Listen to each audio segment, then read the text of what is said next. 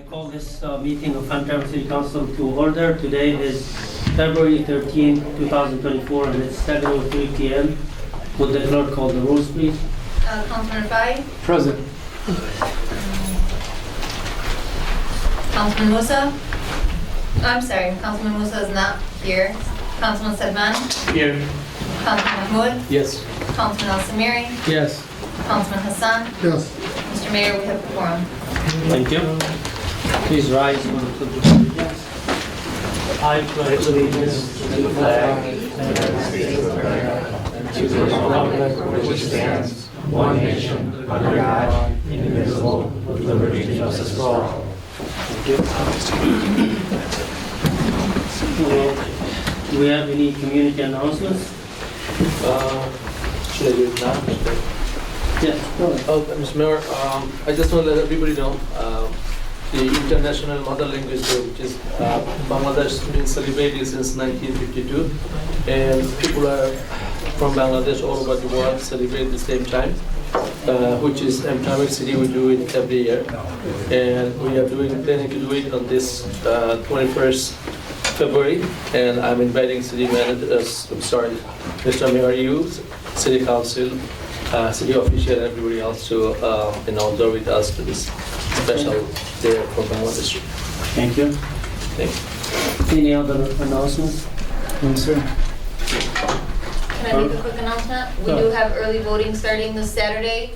And just to inform everybody, early voting will be in the chambers from Saturday to next Sunday. So 9 days nonstop. And then election day is Tuesday, and we do have ballots in Bangla and Arabic, and we still have AV ballots as well, so you can do either AV applications and get your ballots, early voting, or wait until election day to vote. Okay, thank you. All right, we move to proclamations, recognitions, and presentations. And before we start these, I would like to invite one of our guests, one of the candidates for the Congress, Ms. Mary Waters, to present herself and Councilwoman. thank you. Councilwoman. She's a councilwoman. I said a Congress candidate, so she is a candidate. Well, good evening, everyone. Good evening.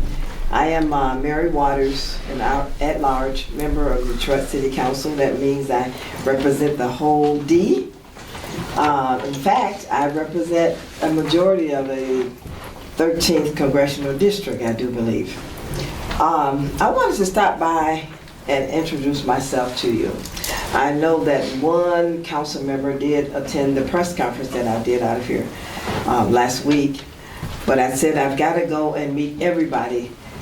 Mr. Mayor, you and I have communicated, and I certainly appreciate your willingness to be very supportive.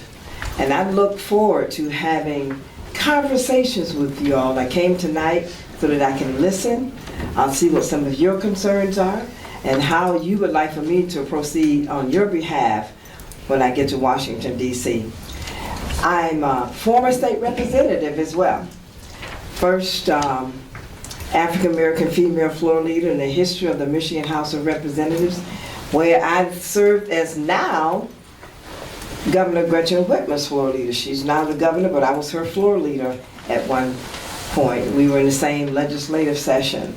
I take public service very serious, had a perfect attendance rate for the entire 6 years that I served in Lansing. And so, as a candidate for Congress, as a congressperson who's asking you to allow me to represent you, I want you to know that I will listen to you, I will represent you. You see, oftentimes when people get elected to office, especially if they're in Lansing and or Washington, D.C., they forget about the folks that put them there. It is the local people who put them there. So you cannot forget that. You all will see me. And those of you who did not have an opportunity to attend the press conference that was right out front in a little park, it was very intentional. Yeah, I did it at Hamtramck. It's an American city. I am an American. And so we have to find ways to work together. I want to work with you all, and I hope that you all are willing to work with me. Mr. Mayor, I'm looking forward to our conversation. Let's get the conversation going pretty quickly. We have a race to win, and I'm up for it. If you all are willing to stand with me, I would really, really appreciate that. So if you have any questions for me right now, I'm happy to answer them. I know I didn't come here to give a political speech. I want to make sure that I sat here and listened to some of your concerns. And I can talk with each of you after the meeting if that's what you prefer, but I will be here to listen to you. Thank you. All right. So thank you so much. I have here a couple of people here with me. I've got Dr. Patman, raise your hand back there. And I have Sam Riddle. Okay. Well, neither one of them said anything. I just wanted them to wave to you. They're very, very strong supporters of mine. So, Mr. Mayor, with that, I'll answer any questions that you might have.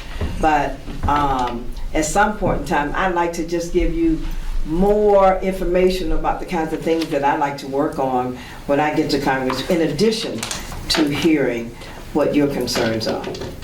Thank you so much. We just wanted to give you an opportunity to introduce yourself, and Yeah. we will be in touch. Okay. I hope that you wouldn't be like those who stood in front of us last year and we supported them and then they disappointed us. They ignored all our concerns, although we met with them several times this year. So hopefully the community will listen to you and maybe you can convince them to vote for you. If you give me the opportunity, I'll be your representative. You will see me here in your community, Thank you. and I will listen to your community. All right, thank you so much. Thank you. Yes, Councilman Hassan? It's all right, we'll be in touch with her. Okay. So we have the first proclamation for the International Mother Language Day 2024. Would you like? Right, I'll take it. Okay, thank you. City of Hamtramck Proclamation, International Mother Language Day. Whereas the United Nations Resolution International Mother Language Day is celebrated on the 21st of February each year, and whereas the date represents a day in 1952 where students demonstrating for recognition of their language Bangla as one of the two national languages of then Pakistan were shot and killed by police in Dhaka, the capital of what is now Bangladesh, and whereas the city of Hamtramck, with its rich tradition of cultural diversity, agrees with the United Nations Educational, Scientific, and Cultural Organization, UNESCO, that languages are the most powerful instruments of preserving and developing our tangible and intangible heritage, and whereas all moves to promote the dissemination of native languages will serve not only to encourage linguistic diversity and multilingual education, but also to develop fuller awareness of linguistic and cultural traditions throughout the world,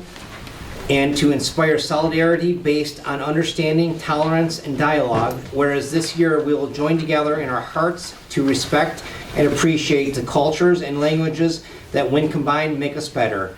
Signed, Amir Galib, Mayor of Hamtramck, February 2024. Thank you. Next one is the DDA annual report. Mayor, we have DDA representatives with us today. All right. We have Milo, our chair, and Alexander. All right. Hi, everyone. My name is Milo Madol, and I'm the chair of the DDA. Do we have the capability of pulling up the report? Perfect. Got it. I looked the wrong way. So this is our 2023 annual report. I think last year we presented this maybe in June or July. We're trying to do a little bit better this year and going forward. So I guess we can go next. I don't need to read that either. Cool. So we've sort of broken this down into 3 or 4 things that the DDA primarily does. The first is maintaining the main street, which is Joseph Combo. So basically what that entails is the items that you see above. We pay for snow removal, which I know I personally enjoy as someone who uses the street a lot during the winter, tree trimming, holiday lighting, and sponsoring the Ramadan free parking, which I know is appreciated by residents as well. You can go to the next. And we've also been doing a little bit better trying to track what we've actually seen developing on the street. So we've been maintaining a business inventory. We started that a couple years ago. And while I don't have the numbers here as to the changes in like vacancies and things of that nature, that is something we are tracking. As you can see, there's some good numbers here as to the new businesses that were open in 2023. Go to the next. One of the other critical functions of what we do as a Downtown Development Authority, we host events and campaigns for the community and for small businesses in the community. One of those events last year that we did was the Merchants Meeting, which we had not held, I think, since 2019, since before the pandemic. But it was a really successful event. We had a great attendance of local business owners and connected those business owners to funding resources such as the MEDC, which gives great has great availability of grants for small businesses. Prosperous, the American Chamber of Commerce in Global Detroit also attended and presented and had an opportunity to mix and mingle with our small businesses. I want to give a big shout out to Alessandro, and he deserves many shout outs, but he did a great job for the Small Business Saturday campaign. He took photos of many businesses, posted those photos on our social media pages, and there's great engagement. He's going to talk a little bit more about our social media campaigns, but there's really great engagement with that campaign, and I know businesses were really impressed and thankful for the professional work that he did. Another new event that we did in 2023 that will continue is the Shop the World sidewalk sales. So we tied that in with the Hamtramck Neighborhood Arts Festival. That engaged 54 businesses and reached close to 10,000 people via social media advertising. Had resulted in some great sidewalk displays and some increased revenue for businesses as well. We plan to repeat that event going forward. And then finally, we did also sponsor a number of the events that everybody knows and loves in Hamtramck, the Labor Day Festival in particular. And I will turn it over, I think, to you, Alessandro, to address this next item. Yeah, so this, in an effort to kind of help the city's image and kind of help direct both visitors and residents to the business that we have to offer, we kind of went for a renewed social media look. So we kind of focused a lot on social media because that's how a lot of people nowadays find new businesses. Maybe it's word of mouth, but a lot of people are posting pictures on their own social media. So we kind of are trying to bring all that together into something that's more cohesive. And we also spent a lot of our DDA funds doing advertisements. So we basically would photograph a business and then we would pay money online to get it advertised to people in the regional area so that they can go visit that business. So we did that as a pilot program. So we didn't do it for every business, of course. We wanted to see how well it went, and it actually went really well. And the business owners that we did it for were very encouraged, and they loved that we were able to do that. So that's kind of like where we're trying to go for. We're trying to go for a more cohesive look, and I'll talk about that a little bit in the next section. But yeah, so definitely social media is a big part of our idea for 2024. Next slide. So here are some images that you can see. So we kind of wanted new images. A lot of people don't have professional photographs of their business. It's not a big focus, but we kind of wanted to bring kind of like a new professional look to a lot of these great businesses that just need some new images to kind of be more widely recognized. And to add to that, may not have the ability or the knowledge or the know-how as to how to advertise themselves to a larger community. So, great. Okay, goals for 2024 and beyond. So, I think we talked to you guys in our last annual report about the Michigan Main Street program. Basically, that is a program through the Michigan Economic Development Corporation that unlocks a number of financial resources, planning resources, things like that, grants, and other opportunities for the DDA, but also for small businesses through the DDA. So this year is finally the year that we're going to be joining the engaged level. It's a 3-level system, and that will hopefully be done in February, actually, of this year, so this month. Also, another thing that we've already accomplished this year is we have brought on board our new Deputy Executive Director, which is Alessandro. So welcome Alessandro to that role. And he'll focus more of his time than he has been in the past on DDA programming and things like grants and fundraising.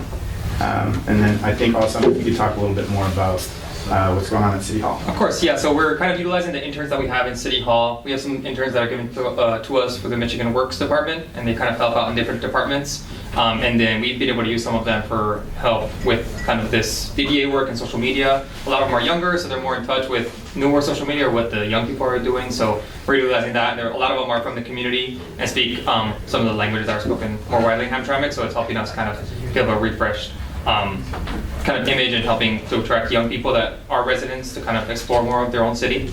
And a big portion, kind of a big focus of this year is a new campaign that we launched called Discover Hamtramck. So I know I've been here in a lot of council meetings and people say, DDA, why is it only DDA? Why don't we do Conant or Holbrook or Caniff? Like, why do we only focus on Joseph Campo? So in an effort to kind of, the DDA is kind of representing Joseph Campo, which kind of like is the heart of the city. It's like where most businesses are. But in an effort to help the business ecosystem in the whole city, we launched a new campaign called Discover Hamtramck. So we changed all of our social media to be called Discover Hamtramck. And this is a way to promote all the business in the city in a one single campaign. So what we're doing is we're kind of having a single image to attract people, visitors and residents to use the businesses in the city. So we'll be focusing a lot on that, and that's going to be kind of like a big part of 2024. I would just point out we've already had a lot of success with that. Yeah, we've already started this campaign, and we've had great success and great turnout to a lot of the businesses. So any business owners, if you know any business owners, please send them our direction. We're doing a lot of videos and photos in each business, and I think we've probably done maybe 10 this year already. And we're trying to just get as much content to promote of each business, just to help attract the businesses and the people coming to. And just for the benefit of people, do you know the numbers of how many people have joined the social media since that? Yeah, we've only launched around like 2 weeks ago, and we've had like at least 400 new people on like Facebook and like 200 or 300 new people on Instagram. And especially like an event like today, also in the Punchki run on Saturday, all 1,500 attendants received a postcard with the information, and a lot of them followed.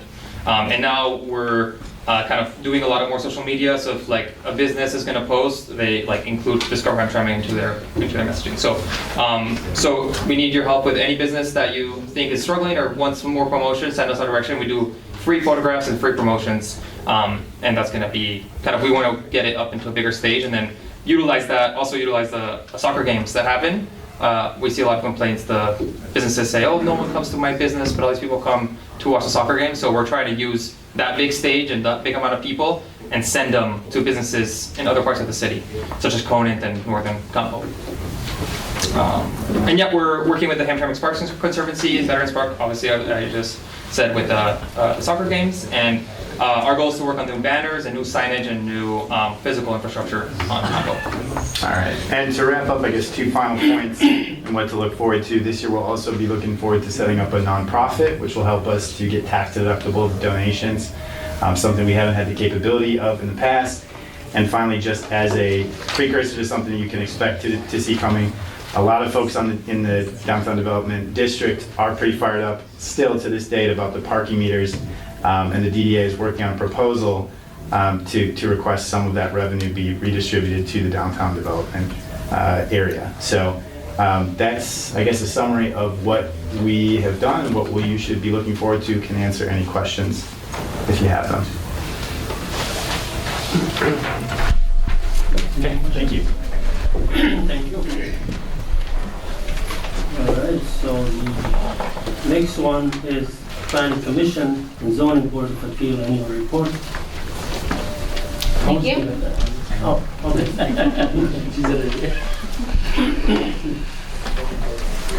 Okay, so this is our annual planning and zoning report. It has information both for the Planning Commission and the Zoning Board of Appeals. Both the mayor and council member also Miri sit on the Planning Commission, and the rest of the members are listed on page 1. Last year, the Planning Commission met 8 times. They mostly review and help come up with zoning amendments. They also review special land use requests and facade reviews for Joseph Campo. The zoning board met 5 times. If there's nothing on the agenda, we just cancel it. So we don't meet every single month. As you know, we put together several zoning amendments which did pass, including lowering the minimum apartment size in residential to 500 square feet, and 3 other amendments as well. One thing we hope to do in 2024 is just to continue to provide additional technical training for our ZBA and our planning commission, because there's a lot of legal requirements, there's a lot of detailed architecture and just planning related things, so we will be looking towards the Michigan Association of Planning to do more training in 2024. Other than that, that's it for the planning and zoning. Does anybody have any questions? Nope. Okay. Thank you. All right, the next one is the Beautification Commission Annual Report. You again? All right, so thank you again for allowing me to speak today on this. There's really a lot going on with the Beautification Commission, in part because there's just so many grants available right now that I feel the urgency to be very active and involved in this commission, because there's a lot of funding available for things like parks, trees, green space, green roofs. It's just a very fundable type project right now. So the role of the Beautification Commission is twofold according to the ordinance. One is to advise and create reports regarding beautification improvements for the city. That is not something that they did last year, but we are working on creating a report for this year. The second role is to plan and coordinate an annual cleanup event, that's like a trash cleanup event, and really promote that well. We did do that last year. There was an Earth Day cleanup, and then there were a lot of other cleanups. There was probably at least 25 community cleanups last year. This commission did provide support in the application process for the Urban Forestry Tree Grant, which was awarded, so we did receive that grant. This year, we do need additional volunteers at the cleanups, at the tree plantings, and really just for people to attend the Beautification Commission, even if they don't want to be on the commission. Just attending it and having more involvement from the community is needed. We do currently need 4 members. We only have 3 because 2 just resigned before maybe this last week. So I know there's a couple applications pending. Another thing we want to do is get more partnerships with Hamtramck High School, because I think these kind of events like tree plantings and cleanups is just the right kind of project for high schoolers. As well, they can get points and honor roll time for scholarships and things like that. So that's one thing we want to work on in 2024. 2024 is working closer with the school and publishing a report this year. Do you have any questions about that?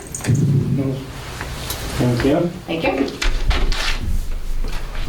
All right, and then we have the Arts and Culture Commission report. Good evening, Mayor. Good evening, Mayor. City Council. Thank you. Well, the Arts and Culture Commission is to foster and engage and amplify the artistic and cultural community of the city of Hamtramck. The artistic and cultural initiatives are education, engage in the unity of our diverse community to help create quality of life for all Hamtramck residents. And one of the things we've been really pursuing is just connecting with what's already going on within the community. One thing we did launch new this year was called Hamtramck. We hosted a series of roundtable meetings, and then we did that to participate because there's a major cultural event that happens within the city of Detroit called the Electronic Music Festival Movement. And we want to basically take on and bring some of that to Hamtramck, which is there's no sense, more 100,000 people come in for that festival, there's no reason we shouldn't reap the benefits of that. So we created that last year, and we did have 4 active events that happened movement weekend within the city of Hamtramck. And then this year what we want to strive for is to double that. So we're starting our roundtable meetings and doing that. And then also we would actually like to add an electronic element to the Labor Day Festival, because that would bring a new demographic to our Hamtramck Labor Day Festival. So, cool. Lynn? All right, moving along to our Sarah Garrett Park and Juneteenth activities. This was our 3rd year honoring and celebrating Juneteenth at Sarah Garrett Park. I co-coordinate that with Bridell Garrett, who is now a commission advisor with us. The park is named after his mom, his late mom. And so we had a cleanup on the 17th to prepare the park for the event. Then we partnered with community members to host a health education and services community resource fair at Sarah Garrett Park. And then we partnered with community members to have the first ever march from Sarah Garrett Park to Veterans Park, and we had a program there as well. And then on June 28th, we actively participated in the dedication event of the monument that was at Sarah Garrett Park.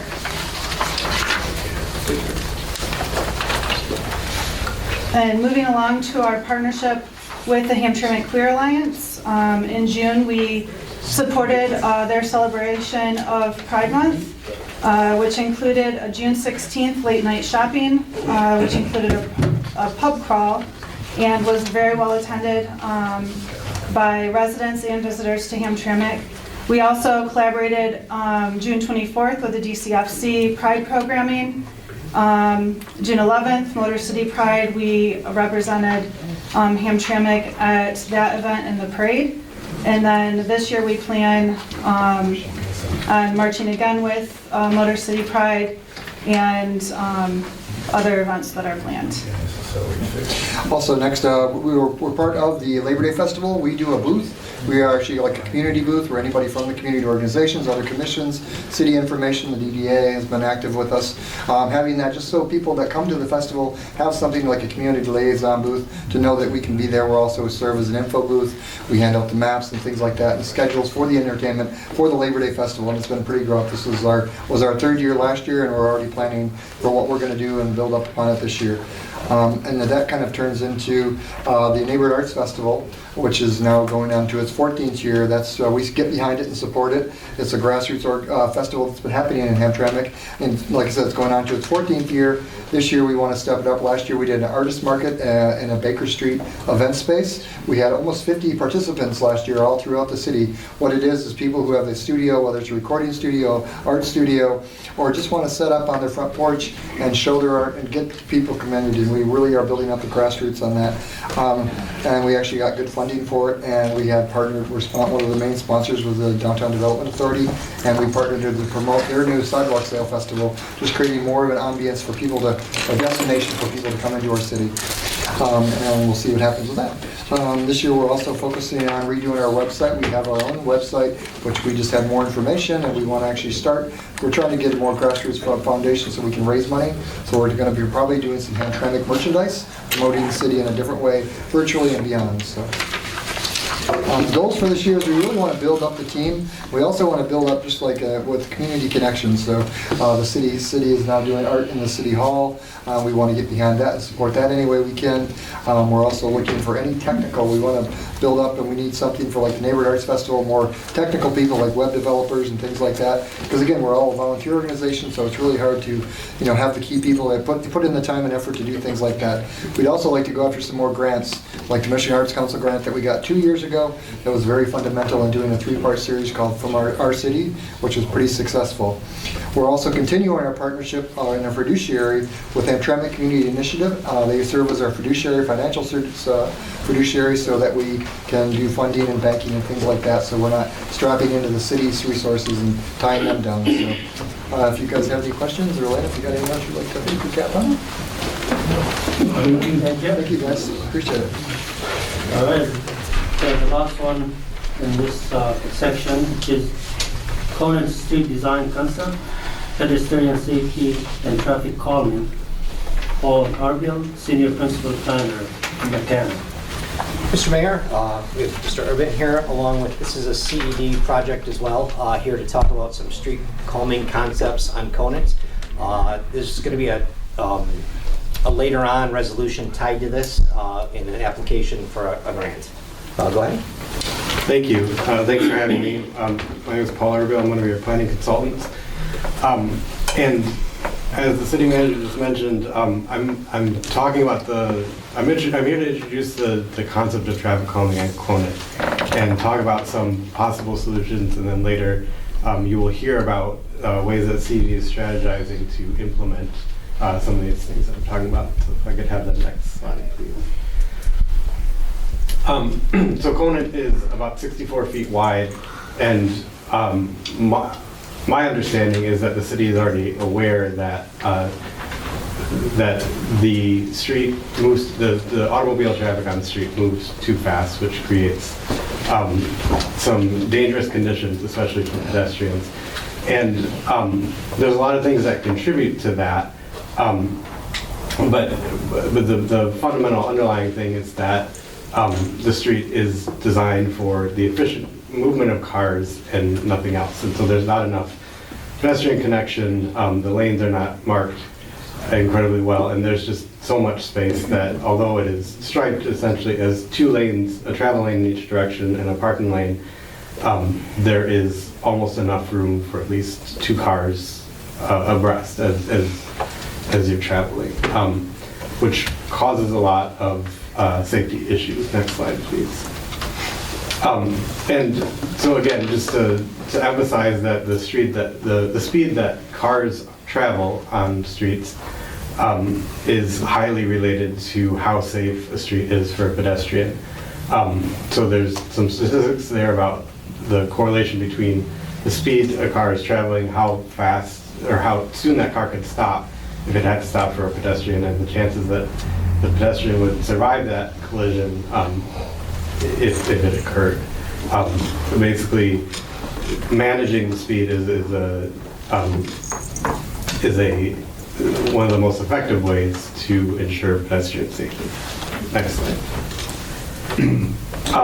There's many potential solutions to managing the speed and to designing the street so that there's both efficient traffic flow and pedestrian safety and pedestrian circulation. I'll just show a couple of them, but one of them is to clarify the lane markings and to sort of remove the uncertainty that occurs when there's just the 1 lane down the middle. There's also things that you can do as far as where the curb is placed and basically narrow the lanes to make people that are driving pay attention to where they're going, and from an environmental design perspective, you sort of force them to be more intentional and travel slower through the area through the street based on the width of the travel lanes. And then there's a couple particular things at strategic intersections or in the middle of blocks that you can introduce to the middle of the street that also effectively does the same thing. It forces drivers to pay attention and adds more places for pedestrians to be safe and interact with the road. Next slide, please. This is just an illustration of what moving the curbs inward on a right-of-way, the width of Conant would do. Since there are businesses that interact with the street, there is the possibility that restaurants could have a cafe space if you widen the sidewalks to make less room for cars and more room for the people on the sides of them. But if not that, in the places where businesses that don't have street frontage or are not sort of focused on pedestrians in those other places, you at least could provide street trees and a planting strip. Next slide, please. These are some illustrations of those other methods that you might do at, again, strategic intersections to make the crossing from one side of the street to the other smaller, either at an intersection, which is in the lower left corner there, or in the middle of a block, which you can work around street parking and narrow the curb and make it safer for pedestrians at the same time. Next slide. This is an image of a streetscape project in Grosse Pointe that has, this is a similar width of right-of-way as Conant, and I included it here just to show that there is the possibility to make the pedestrian environment nicer if you move the curb in and narrowed it a little bit. And basically the physical character of the street that you see on the left-hand side of the screen is very similar to what could be available on Conant if you redesigned it. So, as is mentioned a couple of times, the CED department is working on a proposal to apply for a grant for a few $1 million for planning, design, engineering, and pre-construction to figure out, to engage businesses to design the road and figure out which of those methods or others might be employed. And that grant would, you'll hear about later, would just cover everything up through the pre-construction design documents. With that, I'm happy to answer any questions or discuss anything on the slides if you'd like. Mr. Chair, Yes, go ahead. so who brought this idea? Pardon me? Who brought this idea about the corner? I can speak to that. Go ahead.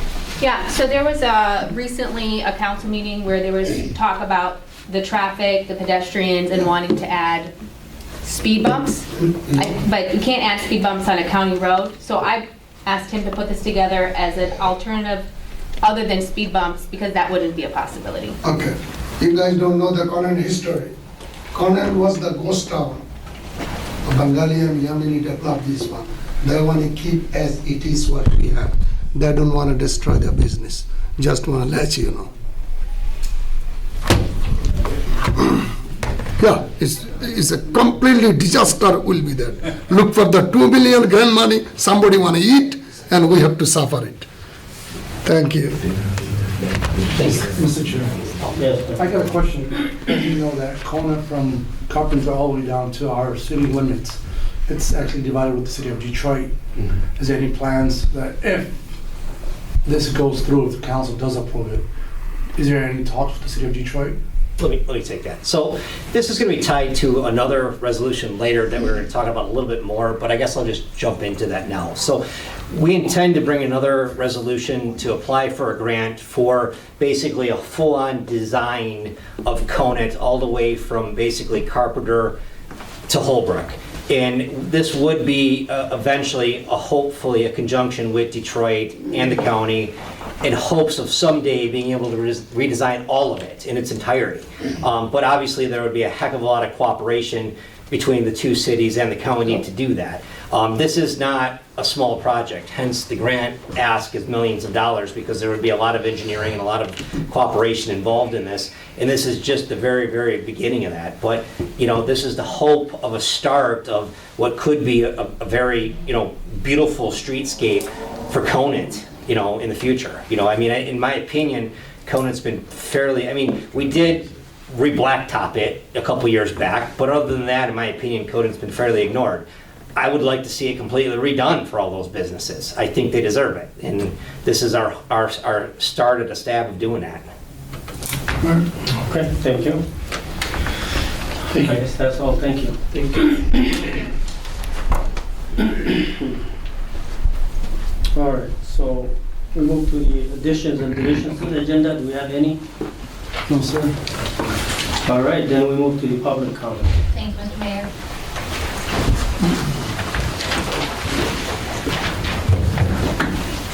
I have Mr. Seifers. 3 minutes, sir. All right. Well, and this is no knock on you, Max, but the city council here and whoever passed some kind of resolution and an ordinance that if you own property that is not connected to your home, you have to quote unquote pay an extra fee. I'm not paying that fee. I'm telling you right now. There's other people here that have property, and we feel that we are being singled out by the city. We pay taxes on those lots. Now you want, oh, and let's go back. There's nobody on those lots, so you're charging us for garbage. That's another thing we're paying for. And now you want me to pay some extra money every 6 months and go downstairs and check in with somebody on some property that we own. That's not gonna happen. And then on here, they have penalties and fees, $100 first, $250 second, $500 next. Then you get into the misdemeanors, 90 days in jail and a year in jail. This property is in my mother's name. And I'm gonna tell you all this right here on this TV. Anybody lock my mother up, I'm coming to this station downstairs, and you thought what them people did in Washington was something, lock my mother up over this mess right here and see what happened here. There would be so many people out there, you're gonna need more help in that station downstairs. We are not paying this. Other people that's here is not paying this mess. You strong-arming people. People, fathers and mothers and grandfathers and grandmothers save their money to buy property, and you guys want to take it and manage it for us. That is not going to happen. We will put that money in escrow, and we will take your butts to court. And I don't know where your attorney, I know Mr. Allen used to be up there, I ain't seen him, but I know your attorney. You gotta have a strange person if he or she went along with this foolishness right here. Nobody in the city of Hamtramck, and tomorrow I'm gonna start calling all these businesses that's over there in the Diagram Haven neighborhood, the oil people and all of them, where you just got done with one class action lawsuit, now you're gonna have another one. Do not come asking for this money. We are not paying it.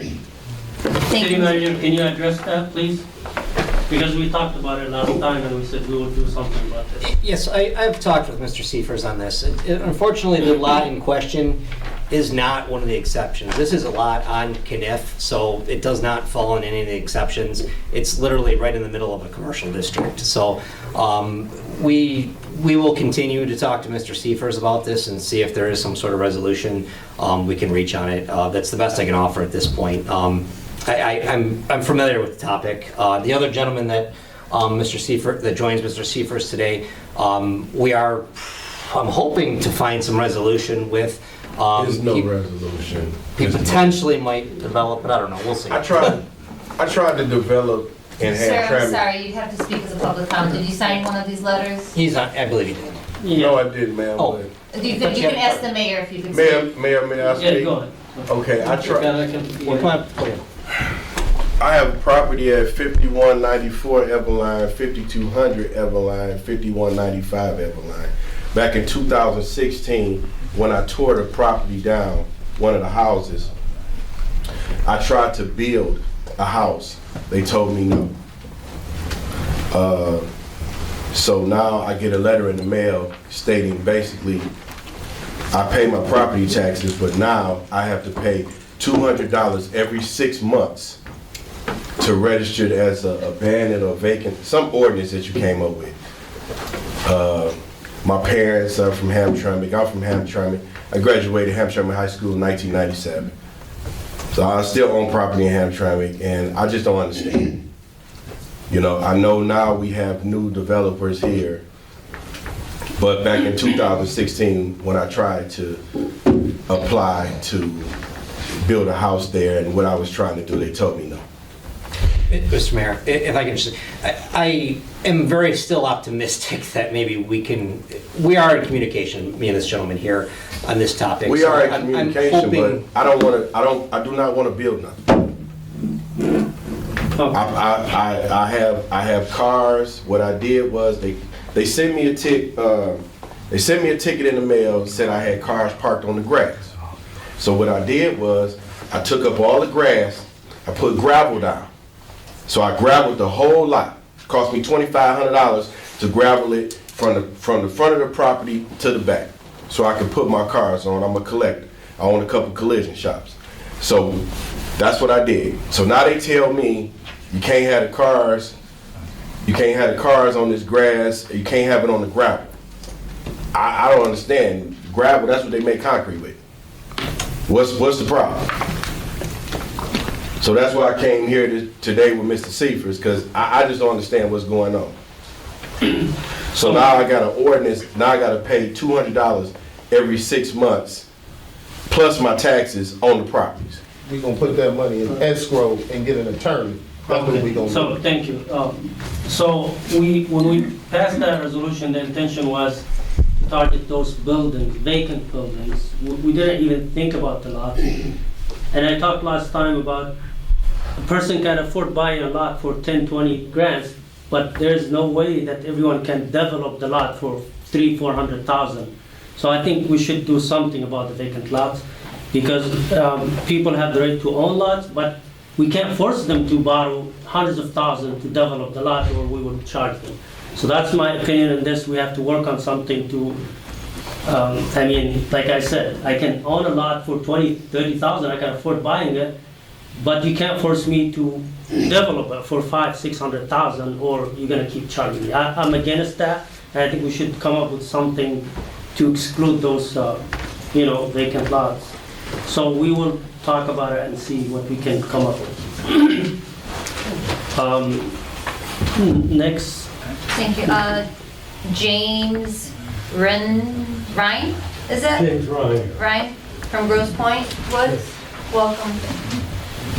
Thank you. I'm here to talk in support of the resolution, Move the Money. Hamtramck calls on Congress and the President to move significant funds away from military budget to fund social services and welfare. Maybe I should ask, has the council been able to see this resolution? Okay. I read it. I went over it. Okay, so I'm just going to speak in why I'm in support of this. First, let me tell you who I am. I'm a Vietnam era vet. I served in Germany, luckily instead of Vietnam, but I saw enough death and carnage and waste to eventually make me join Veterans for Peace. After 4 years in the Army, I went got my PhD from the Rosenstiel School of Marine and Atmospheric Sciences at the University of Miami, and then subsequently 30 years doing it as a research geologist. And that's where I developed my fear, not so much loathing, I could recognize the dangers of climate change.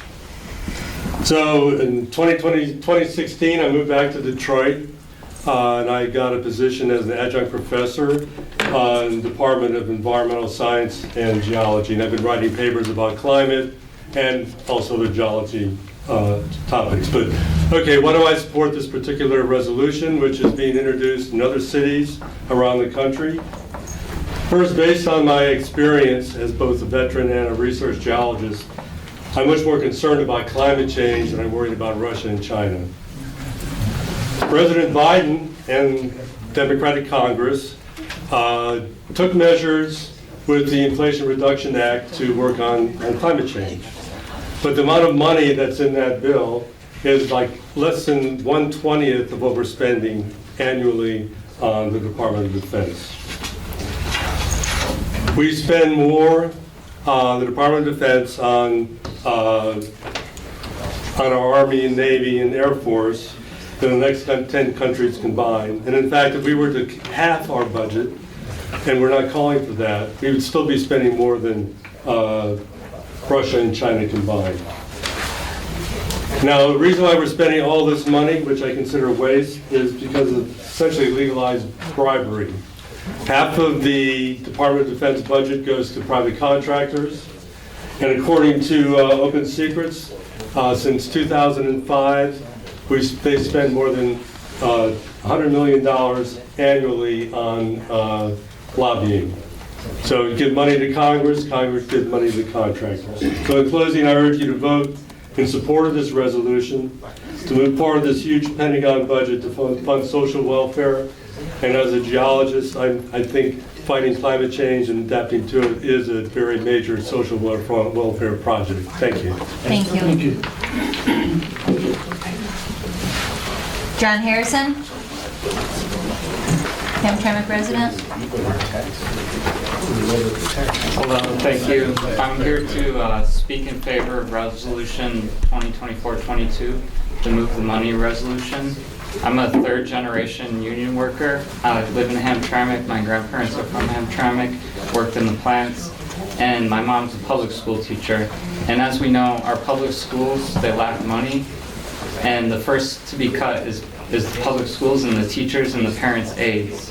And our schools need these people. And if we cut money from the Pentagon, which, like Jim said, we spend more than the next 10 countries combined. And as we know, as this council has recognized, we're funding a genocide in Gaza. And I just think we'd be better served to push our government and push the people really calling the shots, corporate America, that we spend this money on our schools, our cities, and we develop sustainable, good food programs and job programs. So, and just to say, the spirit of this resolution is not to go after veterans. I think veterans are not taken care of enough in this country. And in fact, what the spirit of this resolution is directed at is corporate America and the private military industrial companies that profit off of killing people all across the world with our tax dollars. Thank you. Thank you.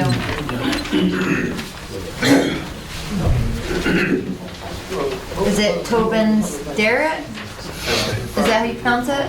Yep. Welcome. 3 minutes, Tobin. Thank you. I'll be brief because my colleagues they said it better than I could here. I'm also speaking out in support of the Move the Money campaign. I'm a resident of Hamtramck. My family, lifelong connection to this area for decades, and we have on top of the 880 plus billion that has already been appropriated to fund these wars, there has been an additional 95 million to Ukraine, with also money to Israel that just passed the Senate to fund the carnage over there, and it's more than it's bad enough, but we don't think of things like deindustrialization, poverty, and deprivation. Detroit, the Hamtramck I am now is a very different Detroit and Hamtramck. People are struggling. Good people are struggling, and 95 billion is it's just a number when you read it in the news. If you stop and think about it, it's mind-boggling what we could do. And I think we have this is a country that has the resources and has the drive. We haven't even figured out what we're capable of, and if we're capable of much better than that, right there. So thank you for your time. Thank you. Thank you, Tobin. Clara, where's Clara? Am I correct? You want to speak at the end? Not now? Yes. Okay. Muttahad?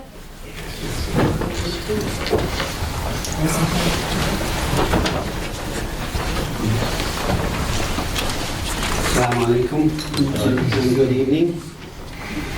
I know the agenda is busy and it's full tonight, but I want to put something to the spotlight. We shouldn't forget about it. We shouldn't put it behind us. It's the a threat that was made to our mayor by Texit. We want to say that we are supporting, or we fully support our mayor, and we are behind him as Hamtramck residents, and we condemn all the threats that are made against him. And this is not the first time. It's been happening for the last 2 years, and I would like to hear the council members to speak about this loudly, because we didn't hear them speak about it loudly. I don't know if they speak under the table or behind closed doors. Because if it's an official is targeted in this city, or anyone can be targeted, and it's a threat to all of us. It's been going on for 2 years, as you guys know.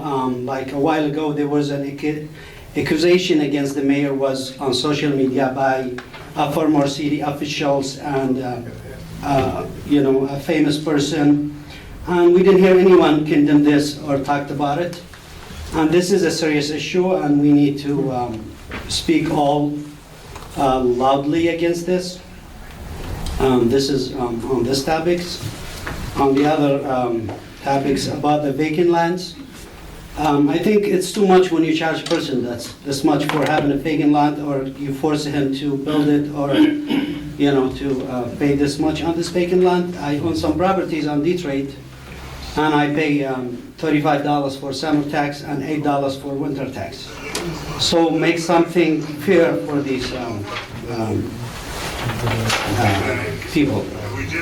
And I wanted to thank the Congress candidate, Mary Waters, and I wanted to welcome her to the city of Hamtramck. And I want to thank her also for calling for a ceasefire on Palestine. And I wish everyone as an official or a candidate or someone that can do something about this to call for a ceasefire. And about covenant, projects, I think to narrow the traffic lines it will be more dangerous to the public. The street or the road is not wide enough, and it's already crowded. And I hope you guys do something about this. That's all I have to say for tonight, and thank you all for listening to me. Thank you. Thank you, Tahar, for expressing your support. And I think everyone, the good thing about our community in Hamtramck is that I receive private text messages from people who criticize me on social media. So when it comes to threats, we all are one community. Many people don't accept that.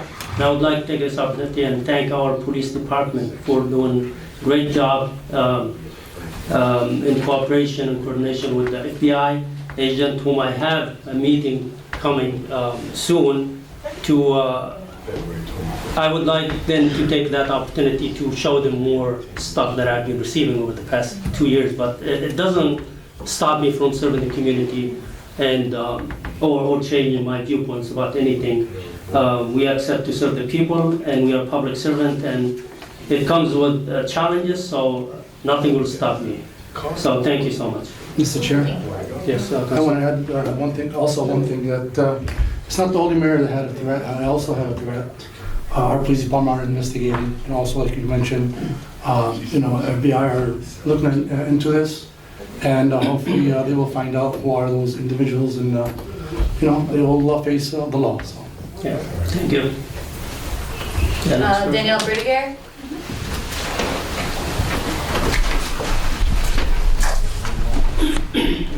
Hello, good evening. First, I'm sorry about the threats. It really sucks, and I hope you guys are staying safe and something's done about that. I want to add my voice to all the voices here that are supporting the Move the Money resolution, which is the last agenda item, I think, under new business.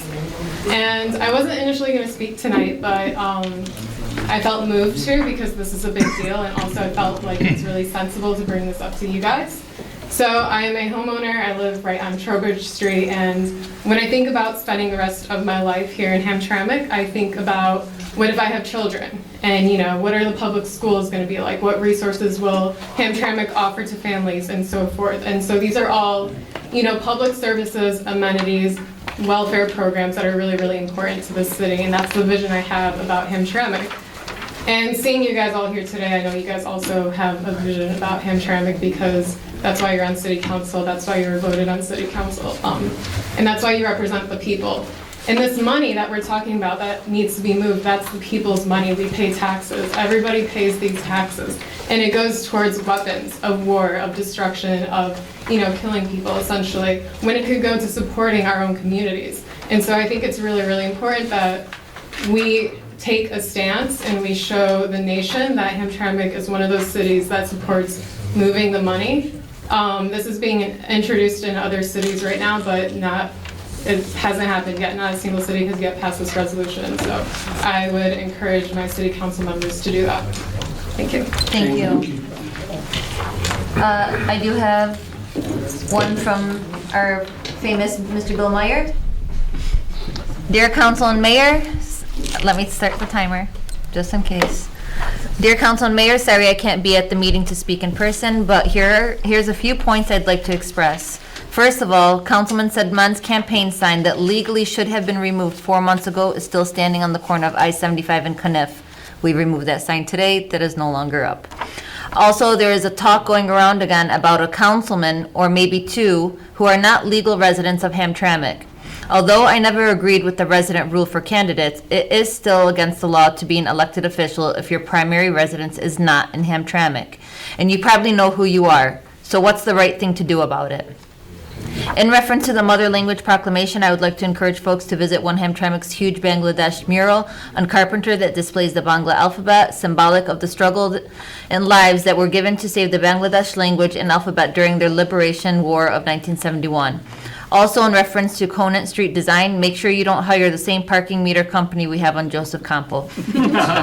As for the Arts and Culture Commission, you might want to notice that the work they've been doing is focused on only a very small portion of Hamtramck community. They might want to broaden their concept of art and culture to include everyone. I support Resolution 2024-20 to give managerial rights to the new Chief of Police. As the chair of the Michigan Peace Council, I thank you for putting Resolution 2024-22 on the agenda. Moving money from military spending to basic human spending is an urgent and necessary step to saving our country. This is a national campaign sponsored by the U.S. Peace Council, and Hamtramck has the opportunity to be the first city in the country to pass this resolution. Detroit and New York are next. With 1 minute and 40 seconds, he asks, can I have an extra minute? I'm assuming yes, he might not need it. In what seems to be endless funding for wars around the world, Ukraine, Gaza, Yemen, Syria, etc., we must make an effort to shift spending priorities to help people in the country for education, healthcare, housing, and a stronger focus on the needs of our people. We're giving away billions and billions of dollars for wars in other countries while the arms industry is the major profiteer. Our taxes are rising to pay for this insane violence causing death and destruction around the world. I ask you to pass this resolution so we can start finding ways to meet the needs of people in Hamtramck rather than killing people around the world. Thank you, Bill Meyer, Chair, One Hamtramck. And that's all for public comment, Mr. Mayor. Thank you. And I think, yes, we have a good chance to be the first again to pass such a resolution. And we have passed a proclamation last year to call our government to stop funding oppressive regimes around the world and use that money to fix our infrastructure here. So hopefully the city council will pass that. We'll see when we discuss this. So as the public council move to the consent agenda, this is approved in a single motion with no discussion. We have approval of minutes from the January 23rd, 2024 regular city council meeting, approval of minutes from the January 29th, 2024 special council meeting, approval of invoice register date ending February 13, 2024, approval of pre-approved expenditure date ending February 13, 2024, and then resolution 2024-12 approving appointment to boards and commissions. Motion. Second. All in favor? Aye. No objections? I didn't recognize that second was Do you want to swear in the... Yes. Please. Did he leave? He did step up. See if he's outside.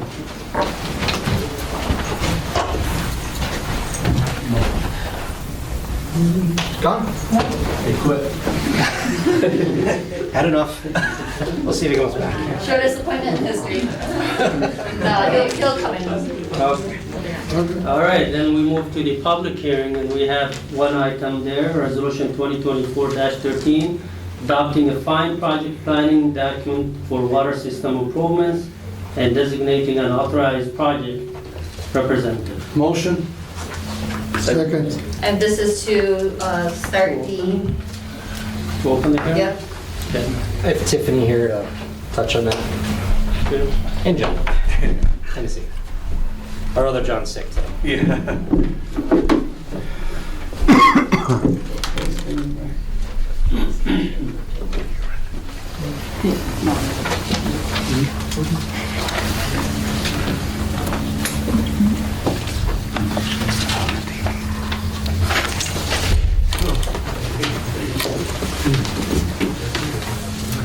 So, good evening, Mayor, City Council, and residents of Hamtramck. I'm Tiffany Newig, along with John Hennessy with Hennessy Engineering.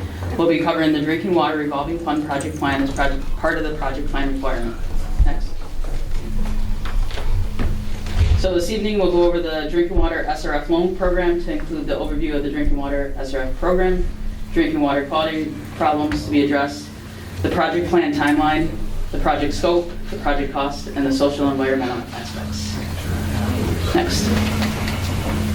So the DW SRF loan program is a low-interest loan through Eagle.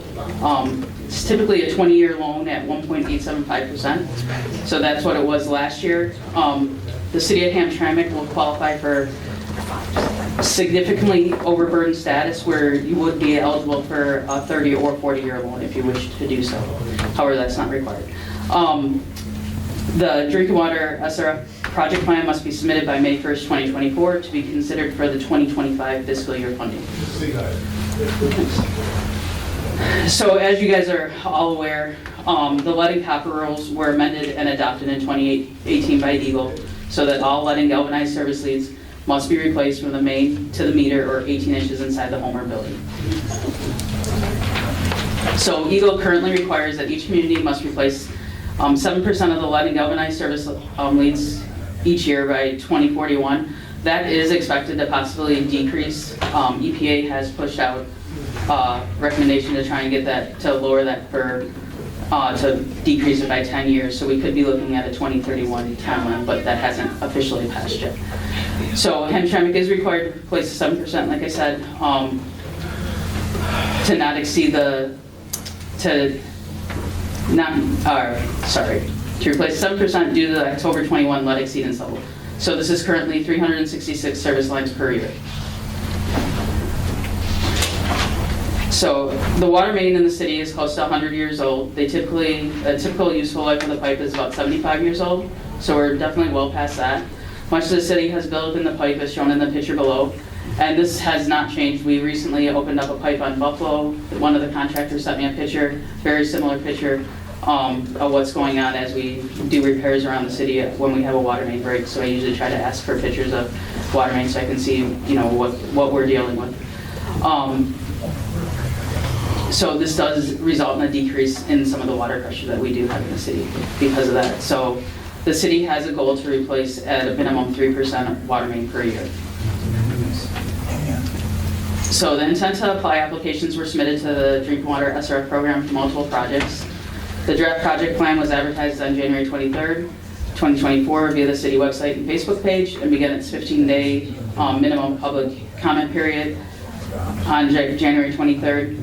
And as you can see, we're currently in the public hearing and resolution adoption point with the deadline to submit the final project plan on May 1, 2024. So if the DW SRF loan is approved, we would be looking at a loan closing probably in the, I have down March 25, but probably spring of 25 is where to go for. So why the DW SRF? So with the drinking water SRF loan, Eagle usually receives many project plans, upwards of, you know, close to 300, if not more. So currently the city of Hamtramck has normally scored very high on this. So for instance, last year we submitted for this for 2024 projects for roughly $15 million. We actually got 100% grant money out of this instead of even having to take out a loan. So it was a very, you know, good thing for us to do. I will say this year, I've been told currently there are no grants. We are keeping our fingers crossed that maybe something does pop through and we can definitely qualify for grant funding. Otherwise, it would be a loan program. Next. So as you can see here, the drinking water SRF will include lead service line and water main replacement along 18 different streets throughout the city. Some of these streets were kind of broke, so it looks like, I guess, less on the map. So this list is comprised of the replacement of 639 lead service water lines and 22,107 feet, so roughly 4.19 miles of water main being replaced. So that's above our 3% minimum that we're trying to hit. Next. So if we do nothing, we will continue to experience the water main breaks as we can currently see throughout, you know, each and every month. In some of the same areas, we currently are having issues. So this will add further disruptions to the homes and businesses throughout the city. These repairs can be costly in labor and man hours to the DPW staff and contractors. We also would not be in compliance with the current lead and copper rules. So for proposed projects, proposed projects will fulfill the lead and copper replacement requirement over the next 2 years, fulfill the full cooperation with residents as needed, complete the waivers, and provide access into their homes and or businesses. The water main replacement work will need to be funded through the drinking water SRF loan in order to qualify for possibly any principal forgiveness. So as you can see here, we're looking at about 18.6 million. Obviously, again, this is, I just want to point out, going through this process, there's no commitment that you have to do this. It's just to try and get us so we can get ranked and scored and see where we fall. Even if we get approved for the whole 18.5 million or 18.6 million, we can always decrease that down if you don't want to take out that big of a loan. Again, we're going aggressive, hoping again, grant money comes through. So summary of the drinking water SRF costs. So the total costs include the engineering, construction, inspection, and construction QA/QC testing. So the maximum annual debt calculated for the loan is approximately $1,115,713. This would increase the user cost by approximately $192.63 a year, or roughly $16.05 per month. So the social and environmental impacts, there's positive long-term impacts on the drinking water by doing the drinking water SRF, are reducing water main breaks, improving the reliability of the system, as well as compliance with the lead and copper rules. Some of the negative impacts, like any construction project, is the temporary lane or driveway closures, loss of water during construction, as well as the noise of construction equipment, stockpiles that contribute to the dust in the area. So our next steps, as stated earlier, our next step is to submit the final project plan to EGLE by May 1, 2024, with the expected project and ranking list to be available around September 2024.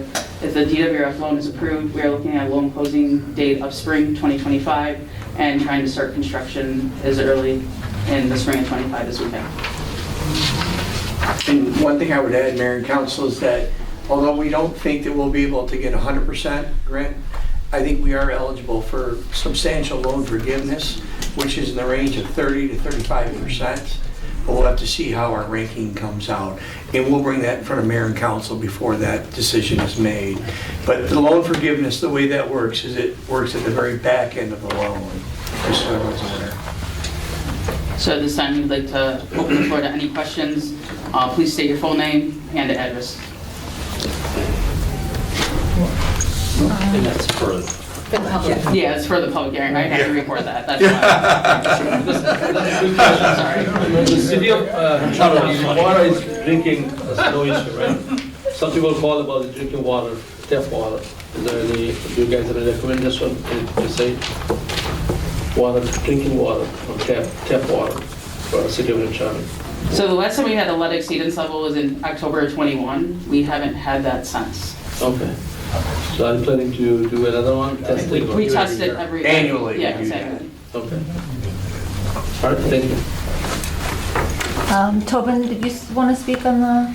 No? Okay. We don't have any public comments. So if I can get a motion to end public. I motion. I'll second. And it is 8:16.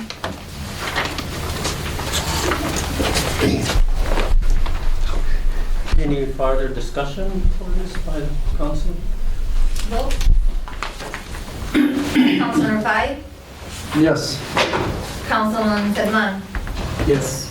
Councilman Hassan? No. Councilman Al Samiri? Yes. Councilman Mahmoud? Yes. Mr. Mayor, resolution 2024-13 approved. Thank you. All right, we move to the new business. We have the first one, resolution 2024-14 approving the award Hennessy Engineering to complete the DWRF project plan and submit to EGLE. Motion. Mr. Mayor, this is basically just a companion to that public hearing. All right, now discussion.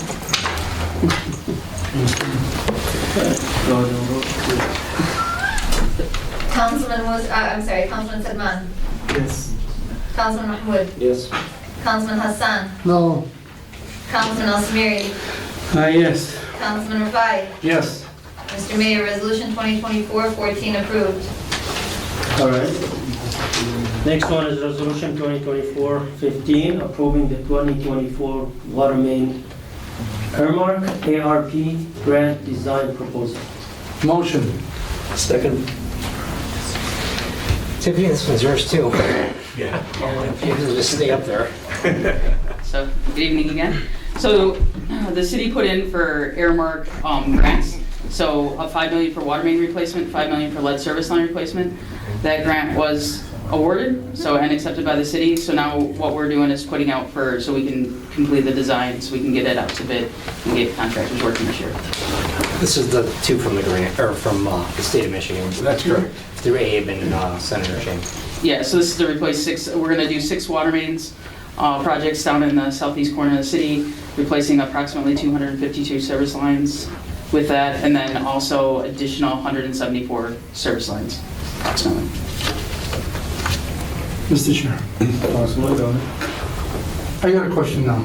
And I'm happy now we're doing one section at a time. Instead of what we were going around the city. So that's a plus. Second, are we repaving the street after it's being done? Like how the mayor has mentioned earlier. Or are we still gonna fix service lines and then wait another month, 2 months, and then restart repaving? As much as we can. Keep in mind that we're doing a lot of underground work. So, Yeah. I mean, there's no possible way we're gonna be able to keep up with paving all the streets with all the underground we're doing. But we'll do what we can as fast as we can. And we'll continue to look for grant money for that, but we're basically, as you mentioned, we're following the underground so that when we pave the streets, we're not disrupting the streets anymore. Well, at least if the work is gonna be, the hole is gonna be dug to the ground, when you put the pavement, at least put it to a level where it's not really a bumpy or something, you're repairing service line, but now who's gonna repair the cars? No, we understand. What is the road that you've had an issue with? Conan, I mean, Kniff. So the reason. Kniff is still, it's a major road, and it's still. That's getting repaved. Completely getting ripped out, Councilman. Yeah. This year. But it shouldn't be the way it's looking right now. It's really bad. Okay. So it's like we're fixing something, but you're damaging other people's properties by, the bumpy streets. Kniff is just a temporary patch, Councilman. I mean, that's just to get us over. It should still be done correctly. The way it's done, it's not good. I mean, what if the same thing happens to other side streets? That's not the intent. Like, anything else that would be a permanent fix would be a permanent fix. I mean, Kniff is literally, we keep touching it because we know we're getting it prepped. For this summer, the whole darn thing is getting ripped out and redone. So by the end of the summer, it's going to be completely brand new concrete, sidewalks and all. It's going to be completely brand new. So we're not like putting a whole lot of extra money into it right now because it's all coming out. I'm not asking you to put a lot of money into it. I'm saying when you fix that pothole, make sure it's fixed right. It's leveled with the street. Make sure it's not, at least it's the same shape it used to be before. Point taken. Because if it's worse, then residents will not be happy. So on a separate note, the next resolution after this is actually replacing out one of our, not specifically for this, but our other concrete repair person for some other patching because we were unhappy with that repairman. So for what it's worth. So we recognize we're trying to increase the quality of work in the city. So we're making corrective measures. Okay, and one more question. Are we still sticking with the same company that we've been working with? It'd be new bids. Well, yeah, everything's gonna be bid out, so. Sounds good. We're holding things more accountable as we go. As we see things, we're taking corrective measures, 100%. Like as you bring things to us, or the community brings things to us, or we catch things, we make note, and it goes into contracts. It goes to, hey, we're watching this now, or we caught it, or hey, we noticed this. So just like I said, the next resolution up, we're awarding like the concrete repair for all the various patchwork around town. That's going to a new contractor, and the old contractor didn't even get notified to bid. Okay. And then, please, one more. When they're doing sidewalks after redoing these service lines, try to fix those sidewalks that they have broken when they were doing their services. So there's some on our street that are broken until today, and there's no repairs, and they haven't been done work to them. And I'm going to email you the pictures. Okay. Yeah, because we videotape the projects before we begin them, so we can make sure we understand the condition of all sidewalks before we start. That'd be all right. And the contractor will be responsible for that. All right. Any more questions? No, sir. I guess we can vote. Councilman Mahmoud? Yes. Councilman Hassan? Yes. Councilman Al Samiri, Yes. Councilman Sedman, Yes. Councilman Rafai. Yes. Mr. Mayor, Resolution 2024-15 approved. Thank you. Next one is Resolution 2024-16, approving award of the 2024-2026 utility pavement repair program to Luigi Renandi and Son Cement Company.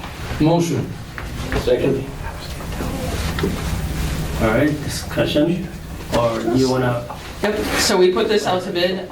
We actually had probably 20 plus contractors pull the bid documents. We had 10 bids, which is really good for the city. We haven't seen that many come in a while. So Luigi Fernandi and Sons, they came in as the low bidder for the 3-year contract.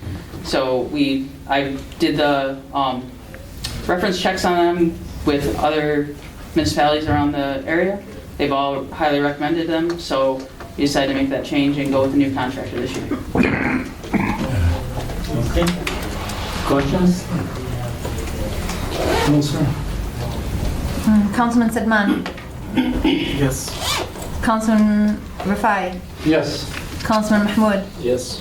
Councilman Al Samiri, Yes. Councilman Hassan. Yes. Mr. Mayor, Resolution 2024-16 approved. Thank you. Looks like you always start with Sedman tonight. I switch it up. All right, thank you. The next one is Resolution 2024-17, approving the 2024-2026 utility pavement repair program engineering and construction services proposal. Motion. Second. This is the companion to the last one for Tennessee to oversee all those repairs. Yep, just so we have a construction observer out there making sure that everything's being done correctly and recording the quantities to be able to pay them correctly. All right. No questions? Councilman Hassan, Yes. Councilman Al Samiri, Yes. Councilman Mahmoud, Yes. Councilman Rafai, Yes. and lastly, Councilman Sedman. Yes. Mr. Mayor, Resolution 2024-17 approved. Thank you. The next one is... Can we please, Mr. Mayor, if you don't mind, can we interrupt and swear in Hamyad before we start the new? I got one other thing I want to say too, Mr. Mayor, if you don't mind. This will be the last you'll see of Tiffany for a little while. She's going to serve our country for the next 8 months overseas. And if we could just wish her well and safe travels. Yeah. So Tiffany's a Navy Seabee, so she's responsible for the infrastructure of naval bases. And she's being deployed to overlook all of us and things like that. And so we'll be in communication with her, but she'll be a few time zones away from us. But we do wish her well, and she'll be back here in the fall. We'll definitely be missing her. Thank you for your service. Thank you. You're not going to the Red Sea. No, she's not. No, we'd be a little bit more nervous if she was going there. I was teasing her, saying that maybe if you all know, maybe get a congressional thing to get her back here. Yeah, you got any pull, we'd like that. Just saying. All right, thank you. Thank you. So I want to swear, come here. I think we have to suspend the law. Yeah. Oh, Yeah, yeah, we sorry. cannot go right away. What do you want to do? Thanks, Councilman. Somebody needs to suspend the laws. Suspend the rules and swear. I like to suspend the law. Second. Thank you for the catch, Councilman. Of course, just to recap, Hamyad got appointed for boards and commissions for zoning board of appeals. So please repeat after me. I state your name. I, Hamir Al-Jamali, Do solemnly swear do solemnly swear that I'll support the Constitution of the United States of America that I'll support the Constitution of the United States of America and the Constitution of the State of Michigan, and the Constitution of the State of Michigan, and that I will faithfully discharge and that I'll faithfully discharge the duties of the duties of the Zoning Board of Appeals Zoning Board of Appeals of the City of Hamtramck of the City of Hamtramck according to the best of my ability. according to the best of my ability. Congratulations.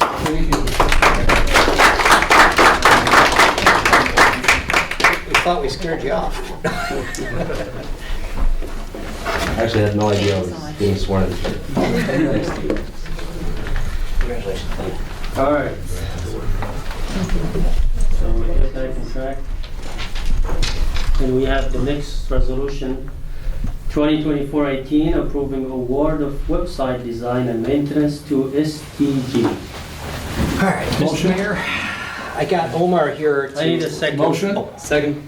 Mr. Mayor, I got Omar here from our staff. This is his first one he worked on as far as RFP. And then following up with Omar, I actually have our selected winner to have a brief presentation, and hopefully you guys will select them. All right, first of all, give me 1 second. Let my mom know I'm on YouTube. Hope you guys are all doing well. Assalamu alaikum. Nice to see everyone here. You know, Mayor Khalid, you made it. Congratulations. Proud of you. So with that said, you know, Max mentioned, I am here to discuss, you know, hopefully a new website design and website maintenance team. They're called STG, Shoemaker Technology Group. You know, so basically, why did we decide to probably go with them? There were 12 vendors who submitted a proposal for their website design, 5 vendors who submitted their proposal for website maintenance. So we decided to go with a vendor that would do both for us because it only makes sense. We wouldn't want to have somebody design it and then someone else maintain it. So we wanted to go with someone who can do both for us, and STG was one of them. So we actually had a scoring system of why we decided to go with them. Broke it down to 2 categories. It was technical and financial. We had 10 categories under technical. Some of those were like things like, you know, improving user experience. You know, that was important. Easy to navigate. You know, I know we have a lot of bilingual people in the city of Hamtramck, so we wanted to make sure it was easy to navigate. More pictures that they can click on rather than reading words and stuff. Translations as well. Website security, new design, and other things. We definitely need a new design for the website. So each category is worth 10 points. We tallied all of them to make it 100. That was the technical. And then for the financial, we just kept it as a price. You know, we looked up, you know, what was the average price for having website maintenance and website design, and so we kind of based the point system off of that. And long story short, after telling both scores, STG was the best company that offered a great product, but also a very respectable price. And so all the department heads in the City Hall then met with STG so that they could give their suggestions on what they thought and what they wanted the website to look like, which kind of lead us to where we are today. And like Max said, we have a representative here from STG, and he'll be breaking it down a little bit more. So, thank you. Thank you. Good evening, council members. I am Kyle Shoemaker, representing the Shoemaker Technology Group here, and we are pleased, like Omar said, to have submitted a bid both to redesign and to maintain your site. Actually, as some of you may know, we've actually been maintaining your site since about May of 2001, when your previous vendor, IT Right, decided that was no longer, web design was no longer a direction that they wanted to go in. They wanted to get out of that, and we took over, stepped in, and supported what you had until you were ready to possibly consider some upgrades like we're considering today. Our company has been in business since 2007, and we are proud today to serve over 300 municipalities in the state of Michigan. So you'll be in good company and good experience with us. Just a few quick facts about our company. We are Michigan-based and locally oriented. We're headquartered in Lansing, Michigan. We do offer totally custom websites specific to the exact needs and preferences of each client. So we very specifically do not have, here's our template, let's plug your information into it and call it a website and charge you for it. We want to, like was said, meet with department representatives, meet with stakeholders, figure out what's needed in the website and make exactly what you want. We are pleased to support several other clients in your area. The City of Gibraltar we redid a couple of years ago, as well as the Plymouth Housing Commission, Addison Township, Brandon Township, Groveland Township, and I don't probably need to name off all couple hundred of them. The pricing that we submitted, a one-time fee to redesign and redevelop the website, was a total bid not to exceed $4,995. A cost to help maintain the website year over year, we submitted at $2,500. And I think that hits the high points of what I have to cover, but I would love to entertain any questions that council or the public has for me. Thank you. Any questions? Thank you. Thank you, sir.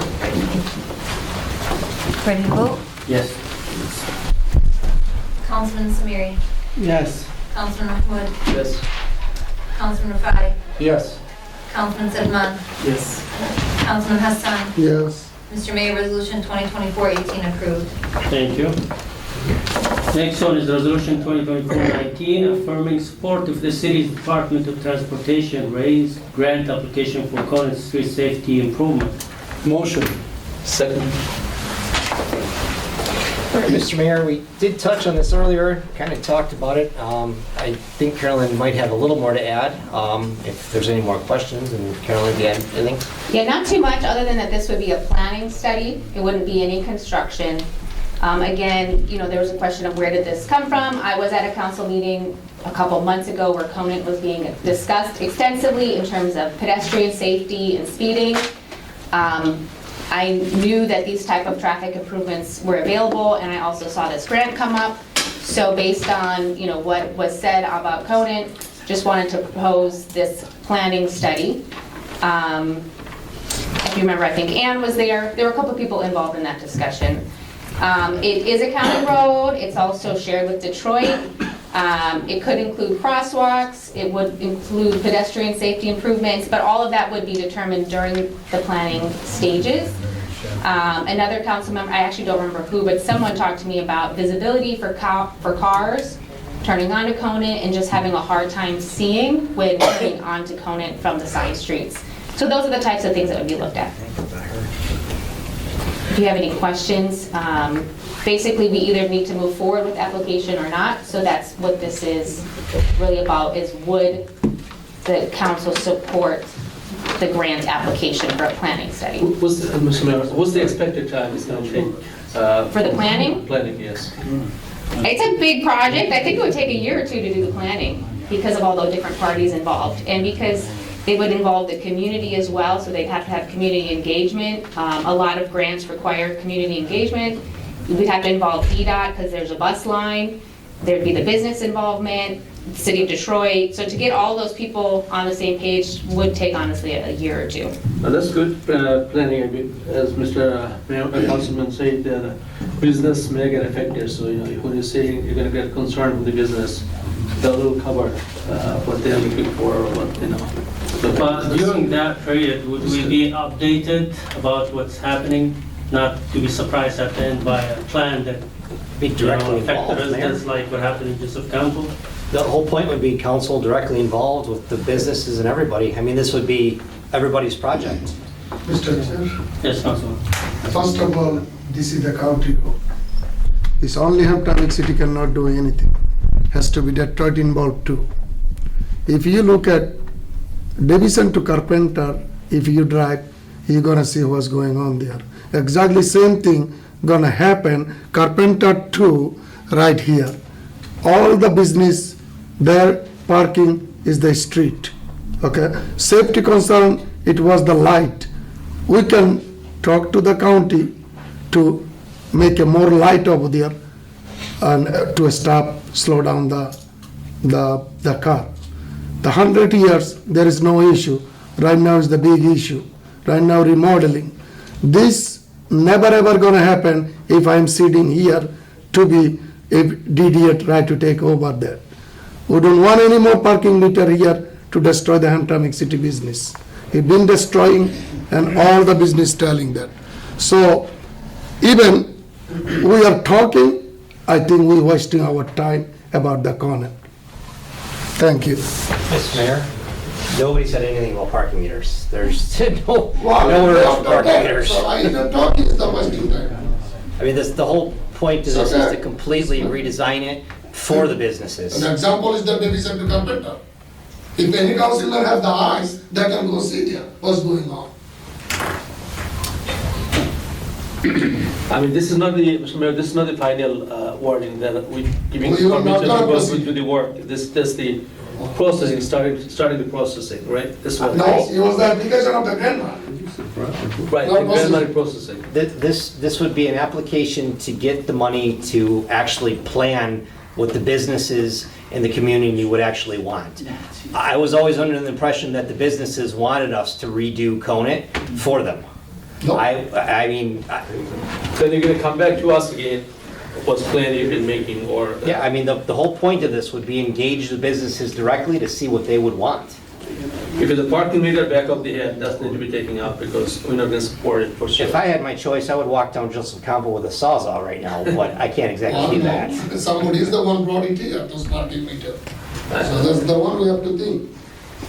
And Well, that's my if opinion. the plan would involve just remodeling, beautification, that's something acceptable. We'll take the opinion of the businessmen there, residents of Conan, what they want and what they don't want. So, I think doing the plan or approving this is not a problem. Then it's up to the residents and the businessmen there to decide what they like and what they don't. We would have to hire a contractor to do the planning study, so they would probably hold a meeting here, they would probably hold one at the library, they could hold one at the schools, and people would have the opportunity to fill out surveys and just say what they want. Right now, we don't have any street trees on Conant, so that would be a possibility to add in, those trees with the grapes that have a very kind of downtown look to them. So all those things, I didn't have in mind. Parking meters, I don't think anybody has in mind. My thought is Conant doesn't look very pleasant right now with the sidewalks and the streetscape. It just looks kind of blah. My hope was that we would replan it, design it, the businesses would have their input and tell us what they would want, and someday we would get the money and we would redo it completely, and the businesses would be ecstatic that their whole streetscape would be redone. I thought we've kind of ignored it. I thought this was a good thing. Mayor? Yes. Yeah, can we do the separate blind? Like when the city, they want more light and crosswalk.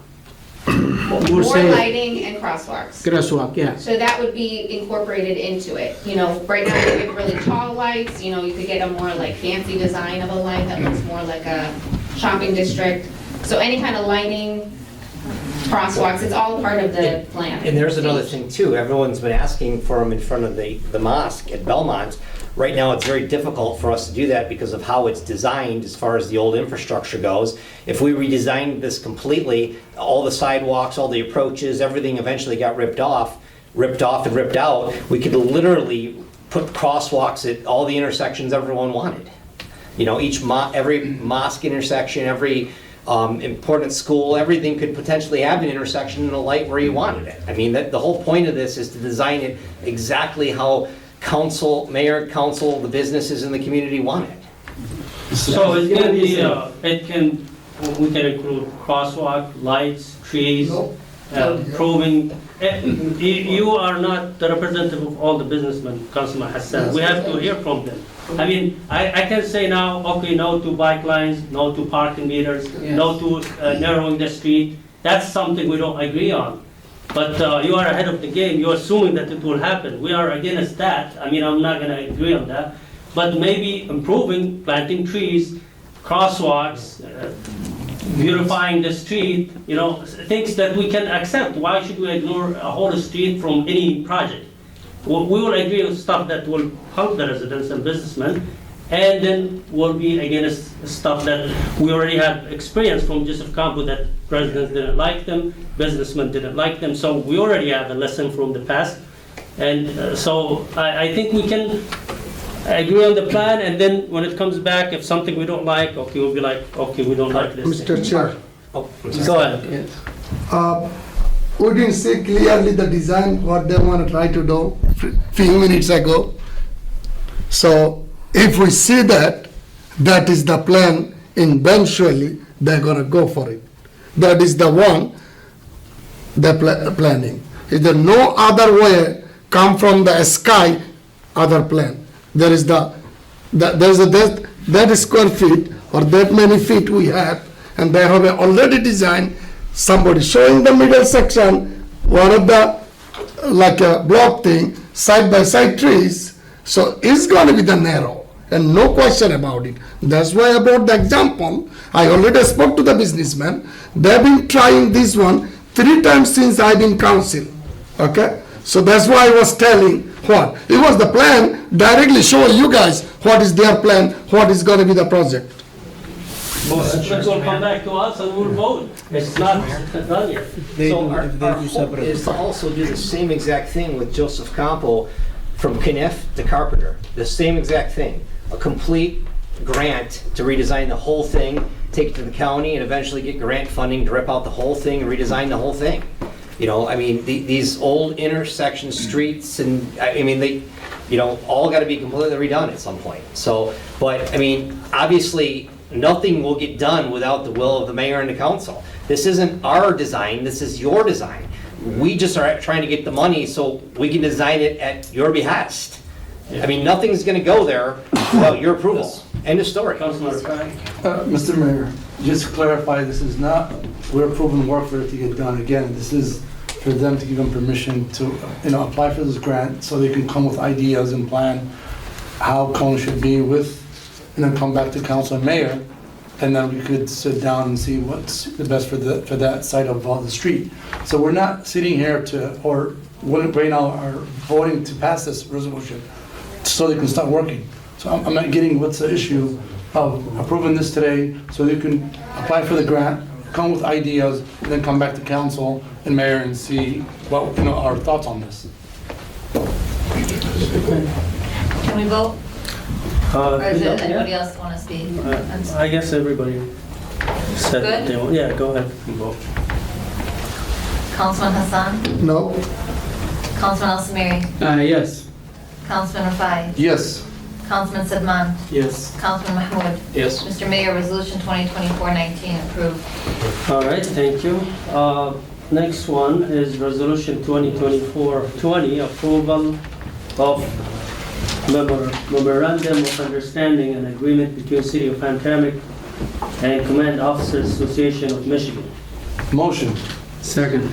Mr. Mayor, in light of the blessing from council to promote a deputy chief, I took the opportunity to enter into some brief negotiations with the Command Officer Association and try and score some rights for the new chief coming in to be able to make some modifications to how he's able to command the department, specifically dealing with the assignments of the detective lieutenant and sergeant internally and a couple other minor changes in addition. And I propose before you an addendum to their contract. By approving this, the deputy chief will be a union position, but the union has agreed to give up the right that the chief can now appoint the lieutenant and the sergeant at the chief's request based upon qualifications. Historically, for a very, very long time, it's been based upon seniority, which, in my opinion, it was not the correct way to handle that, and now we have righted what I believe has been a historical wrong. The incoming chief is fully aware and briefed to this and is in concurrence with this move, and I believe it is a good move for the police department. The police department Command Association is obviously on board with this as well. They've agreed, and I ask that you approve this. All right. Mr. Chair? Yes, Councilman. So this resolution kinds of the new types of resolution on previous practice. So did you spoke to new hired police chief? I did. What is his opinion? He supports it. Okay, then we will support it. So, Mr. Mayor, thank you for the question. So deputy police chief is a managerial position, it's a supervising position, right?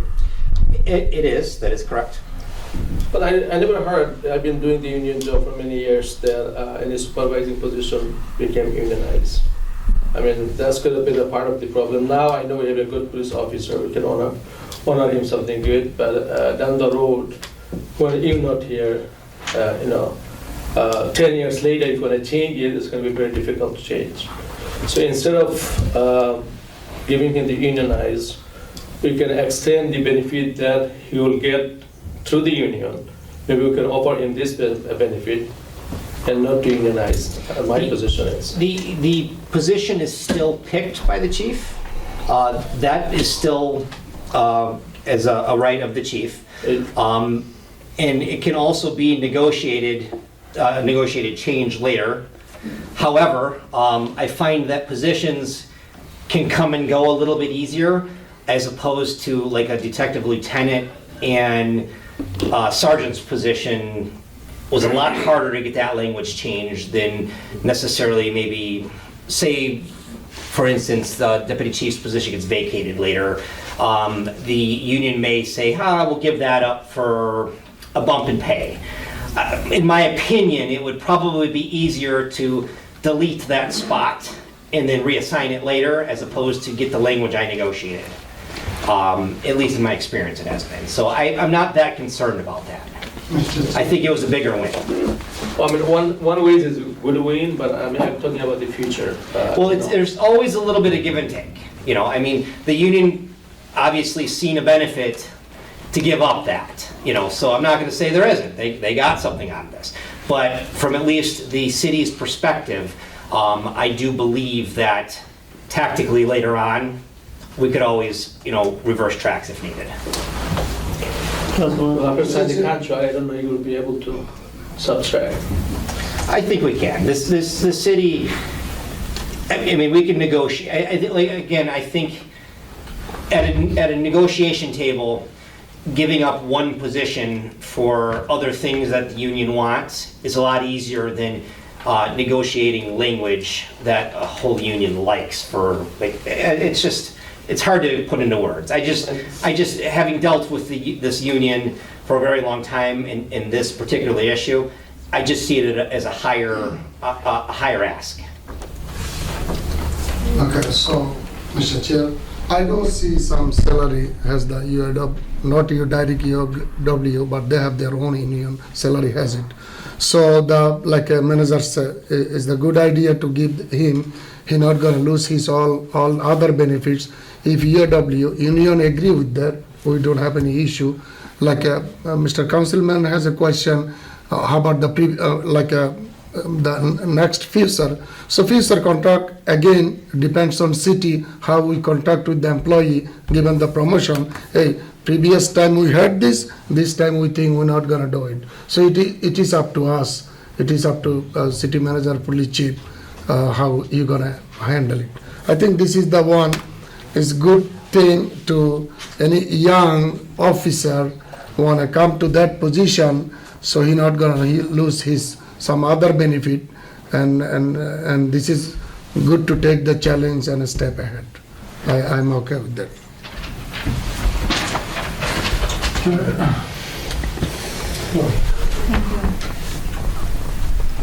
Councilman Mahmoud. Yes. Councilman Musa. I'm sorry. Councilman Salman. Yes.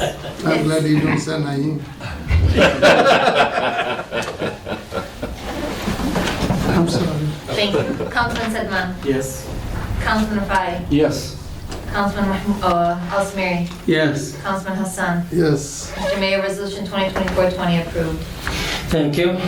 The next one is Resolution 2024-21 approving schedule adjustment of regular city council meetings.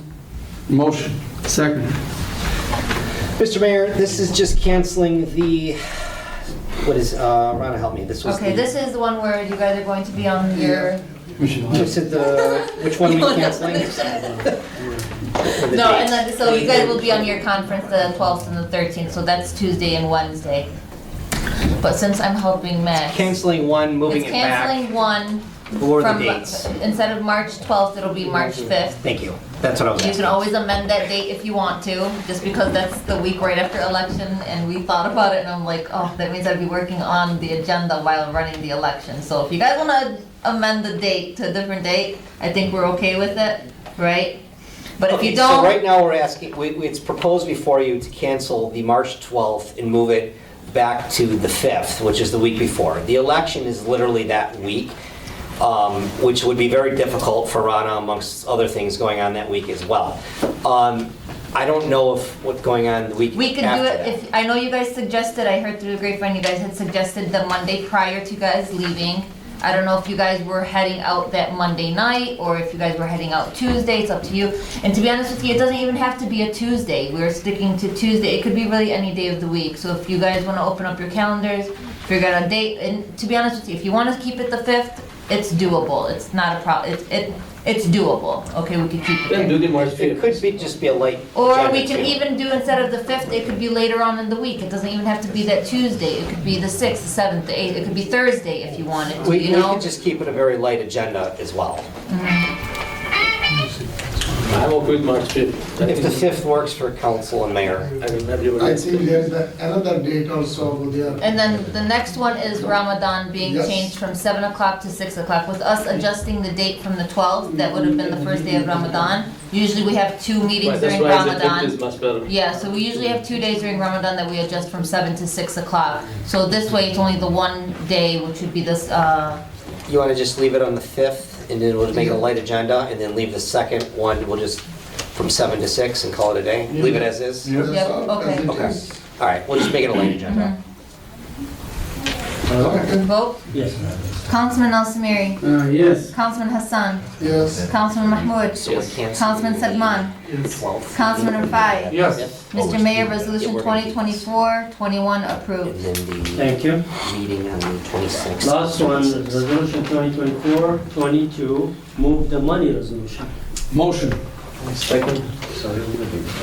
All right, so this is the one that a lot of public comments were about earlier, and I agree that this is an opportunity for us to be the first to pass this resolution.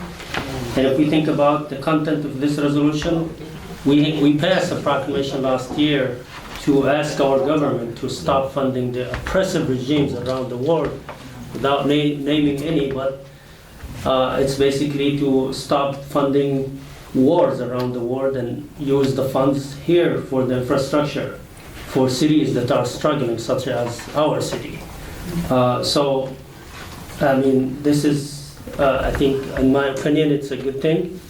And we hope that our government in Washington will listen to us and to the people of the United States, because they just passed a resolution, or to use $95 billion to fund wars in different parts of the world, and we need that money here. Local communities are suffering and struggling, and we spend so much money funding wars and supporting oppressive regimes around the world. While we are supposed to support democracy, in fact, we are protecting dictatorships and kingdoms around the world and oppressing regimes. And I think we should stop that. Democracy is our main value here, freedom, and we should promote that and support the people around the world who are struggling for freedom and democracy, not support the regimes that suppress and oppress those people. So that's my opinion about this, and we can listen from the rest of the council. Any other comments? No, we're going to move. Mr. Mayor, yes, I mean, as council, Congress candidate Ms. Mary said, when people get elected, they forget about the grassroots organizer and grassroots workers. I mean, throughout the country, everybody is screaming about all those young kids been getting killed in all those genocide and everything, but it looks like nobody cared. And I hope this will bring it to their attention that we don't give up, we're still out there, and we're gonna hear something good from them. That's right. Thank you. And just to let you know, we had a meeting with our congressman who represent our district, asking him about stuff, questioning him about things that we don't agree on, such as not asking for a ceasefire, citing a letter that condemns South Africa for, asking for justice and bringing Israel to Washington just to support justice and peace. And also, he was definitely against it, and he said, "I can't change my mind in one day." And until now, we haven't heard from him. And it seems like he only had one view. He said he watched a video in the Congress, and he stick with what he watched. We give him examples about how Iraq was invaded, after a presentation in the United Nations by Colin Powell, and it turned out to be a lie completely, no weapon of mass destruction. We gave him another example of other wars, how they were started, and he just believed what he watched, and he doesn't believe this second opinion, and that was unfortunate. And so hopefully we would have a representative who will listen to our concerns and and listen to the opinion of the people who voted for him or her. So that's another piece of information that I wanted to share with you. Thank you. Okay. Can I pick Sadman first? Councilman Sadman. Yes. Councilman Mahmoud. Yes. Councilman Al-Samiri. Yes. Councilman Hassan. Yes. Councilman Rafai. Yes. Mr. Mayor, Resolution 2024.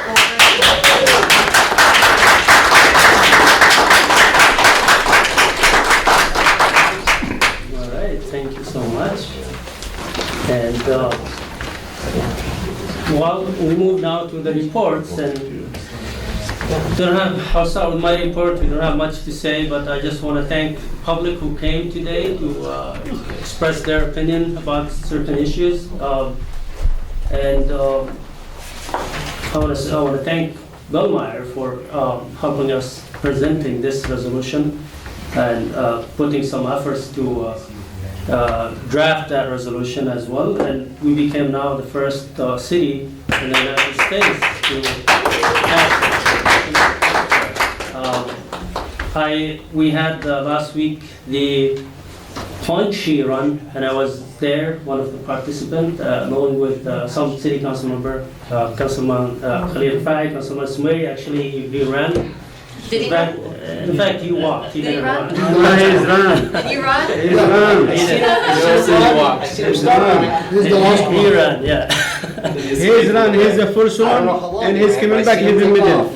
Okay, so that was good. At least he ran. I didn't. I just spoke to the crowd. We had a great turnout, over 1,500 runners, and we are very proud to keep having Punchki Run in Hamtramck, and it's part of our city heritage, if you could say, or Today? we should. Today too, Punchki. Today is the Fat Tuesday, Punchki. I mean, I'm against eating fatty food. We promote healthy lifestyle, but running was something to fight the sedentary lifestyle. And I told the crowd, if you like Polish food, we have some, Yemeni food, Bengali, Bosnian. But if you like McDonald's, we don't have any. And in fact, the McDonald's building was across, so I told them we closed it down.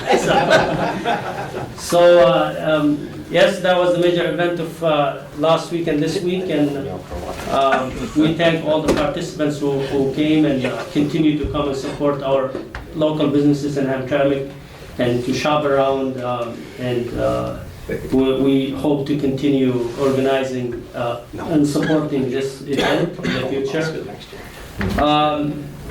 That's it for me. I guess there are other events, but I can't remember them because there's too many of them and I can't just recall. Mr. Mayor, was there a commitment that you were going to run next year?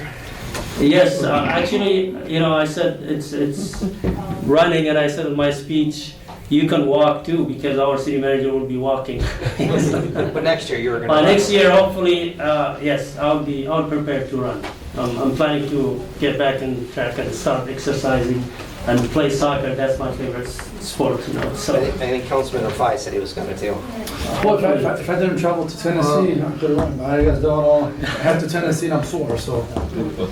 All right, that's all for my report, and we can move to the Mayor Pro Tem is not here. He's still in Bangladesh having fun, and so we have city council members. Mr. Chair, Yes, Councilman Hassan, go ahead. I want to clarify my vote today.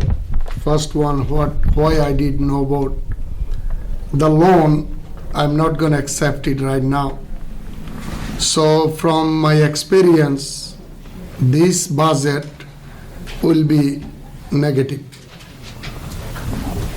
And if our finance don't pay something and try to mess the budget, maybe.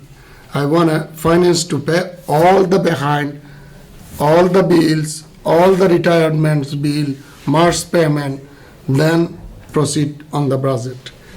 So this is my experience. In 2009, I did a prediction, it's already there. So it's not the real good, it's not coming. Second, that's why I don't want a loan.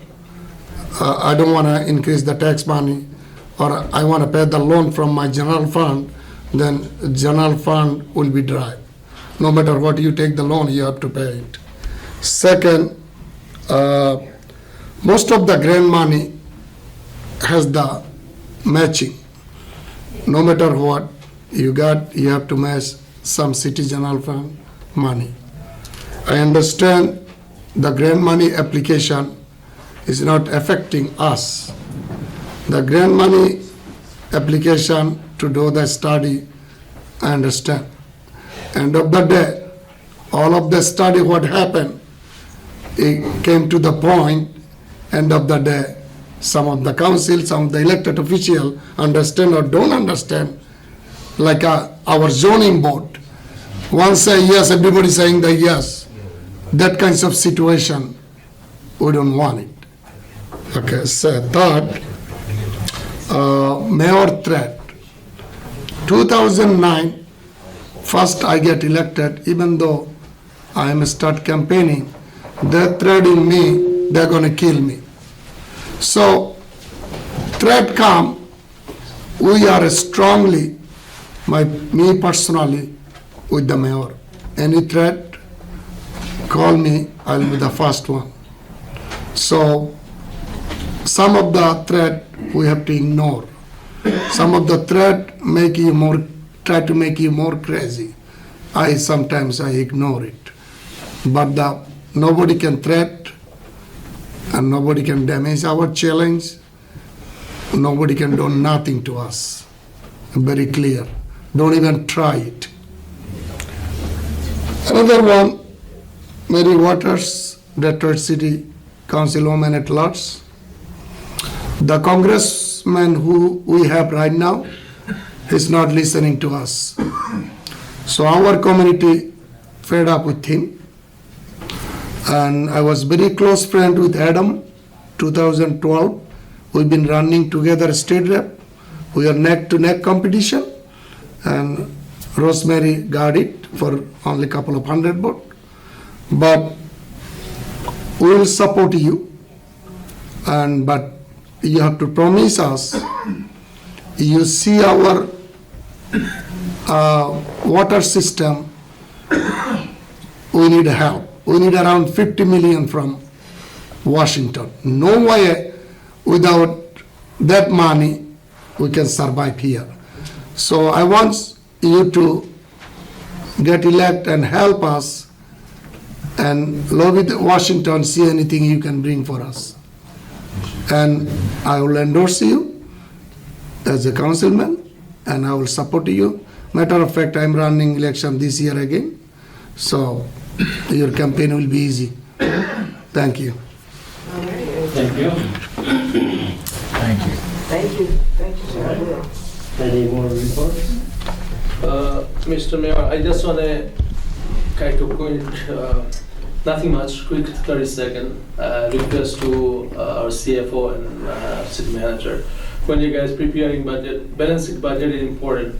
On the other hand, to balancing the budget, make sure our community doesn't get pressurized to collect the money. Don't send your enforcement too many outside. Like we have to collect money, get the more ticketing, and make sure they don't get those kinds of situations.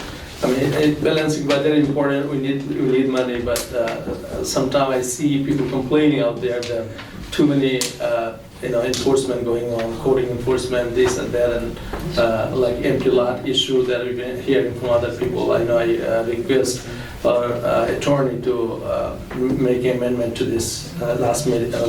I think he forgot, maybe. Hopefully it'll come in next meeting. So I just want to let people know, don't forget about you. We're working on it. We get your concern and we'll work on it. Thank you. Yeah, thank you. Regarding the budget, that's why I wanted to see the audit report and see the differences between last year and this year. I mean, everything is going in the positive, tax increase, everything. I mean, yes, there are a lot of spendings, but we have a lot of grants too to cover all these projects. So we passed a lot of resolution last year, and there are promise that this will save us 300,000, this will save us 200,000. So I expect that to result in positive outcomes. I would be so surprised if if the outcomes are not as expected. So I mean, yes, we spent a lot of money buying stuff last year, and hope that we will save so much money this year and next year. So if any negative outcomes comes out, I don't think we'll approve anything, buying extra stuff next year or this year. So hopefully we will have something good when you prepare the budget. I mean, the consulting Plant Moran, they told us you're good from now to 2028, so I expect that study to continue. I mean, I would be surprised if their prediction is false at this point. So that's my opinion about this, and just to add to what Councilman Hassan said about our congressman, he actually told me we suffer from terrorism in India. Why are you relating that to what's happening here in Palestine? That these are two different issues, and you should not relate any, what's happening in your motherland to what's happening in different parts of the world. There's an occupation somewhere, there's genocide, and you should take an ethical stance on this issue. Do not use emotional judgment. That was surprising to us too. So thank you, and it was our pleasure to have you today in our meeting, and I want to thank everybody who came today and spoke. And I guess we are done for the night. Mr. Chair. Councilman Rafat, go ahead. I want to thank everybody who showed up here tonight, and also Councilwoman Ms. Waters for coming here and try to present yourself and try to address your points here. Also, I want to thank Mr. Bell for bringing this resolution, and I was proud to vote for this, and I'm happy that it's on here and it was passed with the entire council members. To let you guys know that I brought up a resolution to name one of our streets in the city of Hamtramck to be Palestine Avenue. The signs are coming here soon, and hopefully we will pass a message to invite those who wants to attend the whole show. Thank you very much. Have a good night. Also want to thank Hamir for taking this opportunity to volunteer for the city of Hamtramck and being part of the board of commissioners. That means a lot to actually volunteer your time. Thank you again. You guys have a good night. Be safe. And we back to the public comment. We are not done. Yes. Second round of public comment. Ready? Yes. Did you want to talk?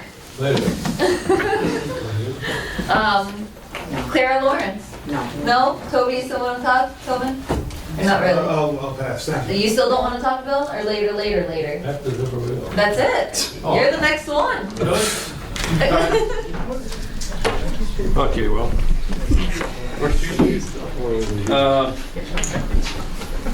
Wow, you guys are very progressive, visionary, council and mayor. This is quite a thing you did today by passing this resolution. You're very far-reaching, ahead of all the other cities in the country. We appreciate your work. The people who spoke earlier were members of the Michigan Peace Council, and we'd like to invite everyone to join the Michigan Peace Council because we fight against war and for peace and justice in the world, and that's what this resolution is about. But there's only half of the resolution. The other half is planning public hearings to talk about how we can shift money and how we benefit local citizens if we change the money from military spending. So I'd like to say that you already introduced Mary Waters, right? Yes. Because she's going to introduce this resolution in the Detroit City Council. And did you meet Sam Riddle, the famous, where'd he go? Right here. Oh, right there. That's the notorious activist in Detroit. He's Sam Riddle. There's a lot of good people in Detroit, and I think they're going to pass this resolution there too, because they already passed the ceasefire resolution before.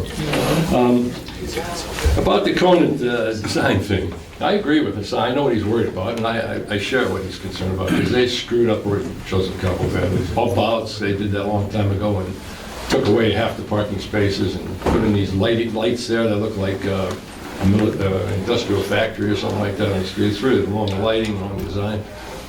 30 seconds. 2 minutes for the second part. Oh, can I get an extra minute? Yes. All right. Yeah, so, let me see. Oh, yeah. We're talking about Conant. Yes, Conant. This curbs there are very high. Every time I open my passenger door, I crash into the curb. You know, the street's really bad there. They got a lot to fix. But I agree with you. We should get money, make a report, and work on it, and make sure the citizens and the businesses on that street are part of it. Not like they were in Joseph Campo, because all of a sudden they found bump outs, taking out the parking space in front of the place. You know, and then the parking meters, which I wiped out the other half, and then they put the bike lanes in there and took off the rest of the lane. So, I mean, 3 ways to kill business, they did. Don't let them do it to Conant, because we've got a thriving street business over there on Conant. It's a unique community, Bangladesh community, the only one in Michigan. So let's support it and build it up. Thank you. Thank you. One more, sorry. John Harrison. I just wanted to thank you guys for passing the Move the Money resolution, and I'm reminded again how proud I am to be a Hamtramck resident. Marching in the streets with you guys when we called for the ceasefire, the mayor spoke, I know council members spoke. It's just, there's not a lot of places in the United States that'll take a principled stand and fight for peace. And I also want to say too, unlike Mr. Tanadar, Ms. Waters has called for a ceasefire and backs us on this issue. Thank you. Thank you so much. That's all for the public comment, Mr. Mayor. Thank you. We move to adjournment. Motion? I'll second. It's 9:14.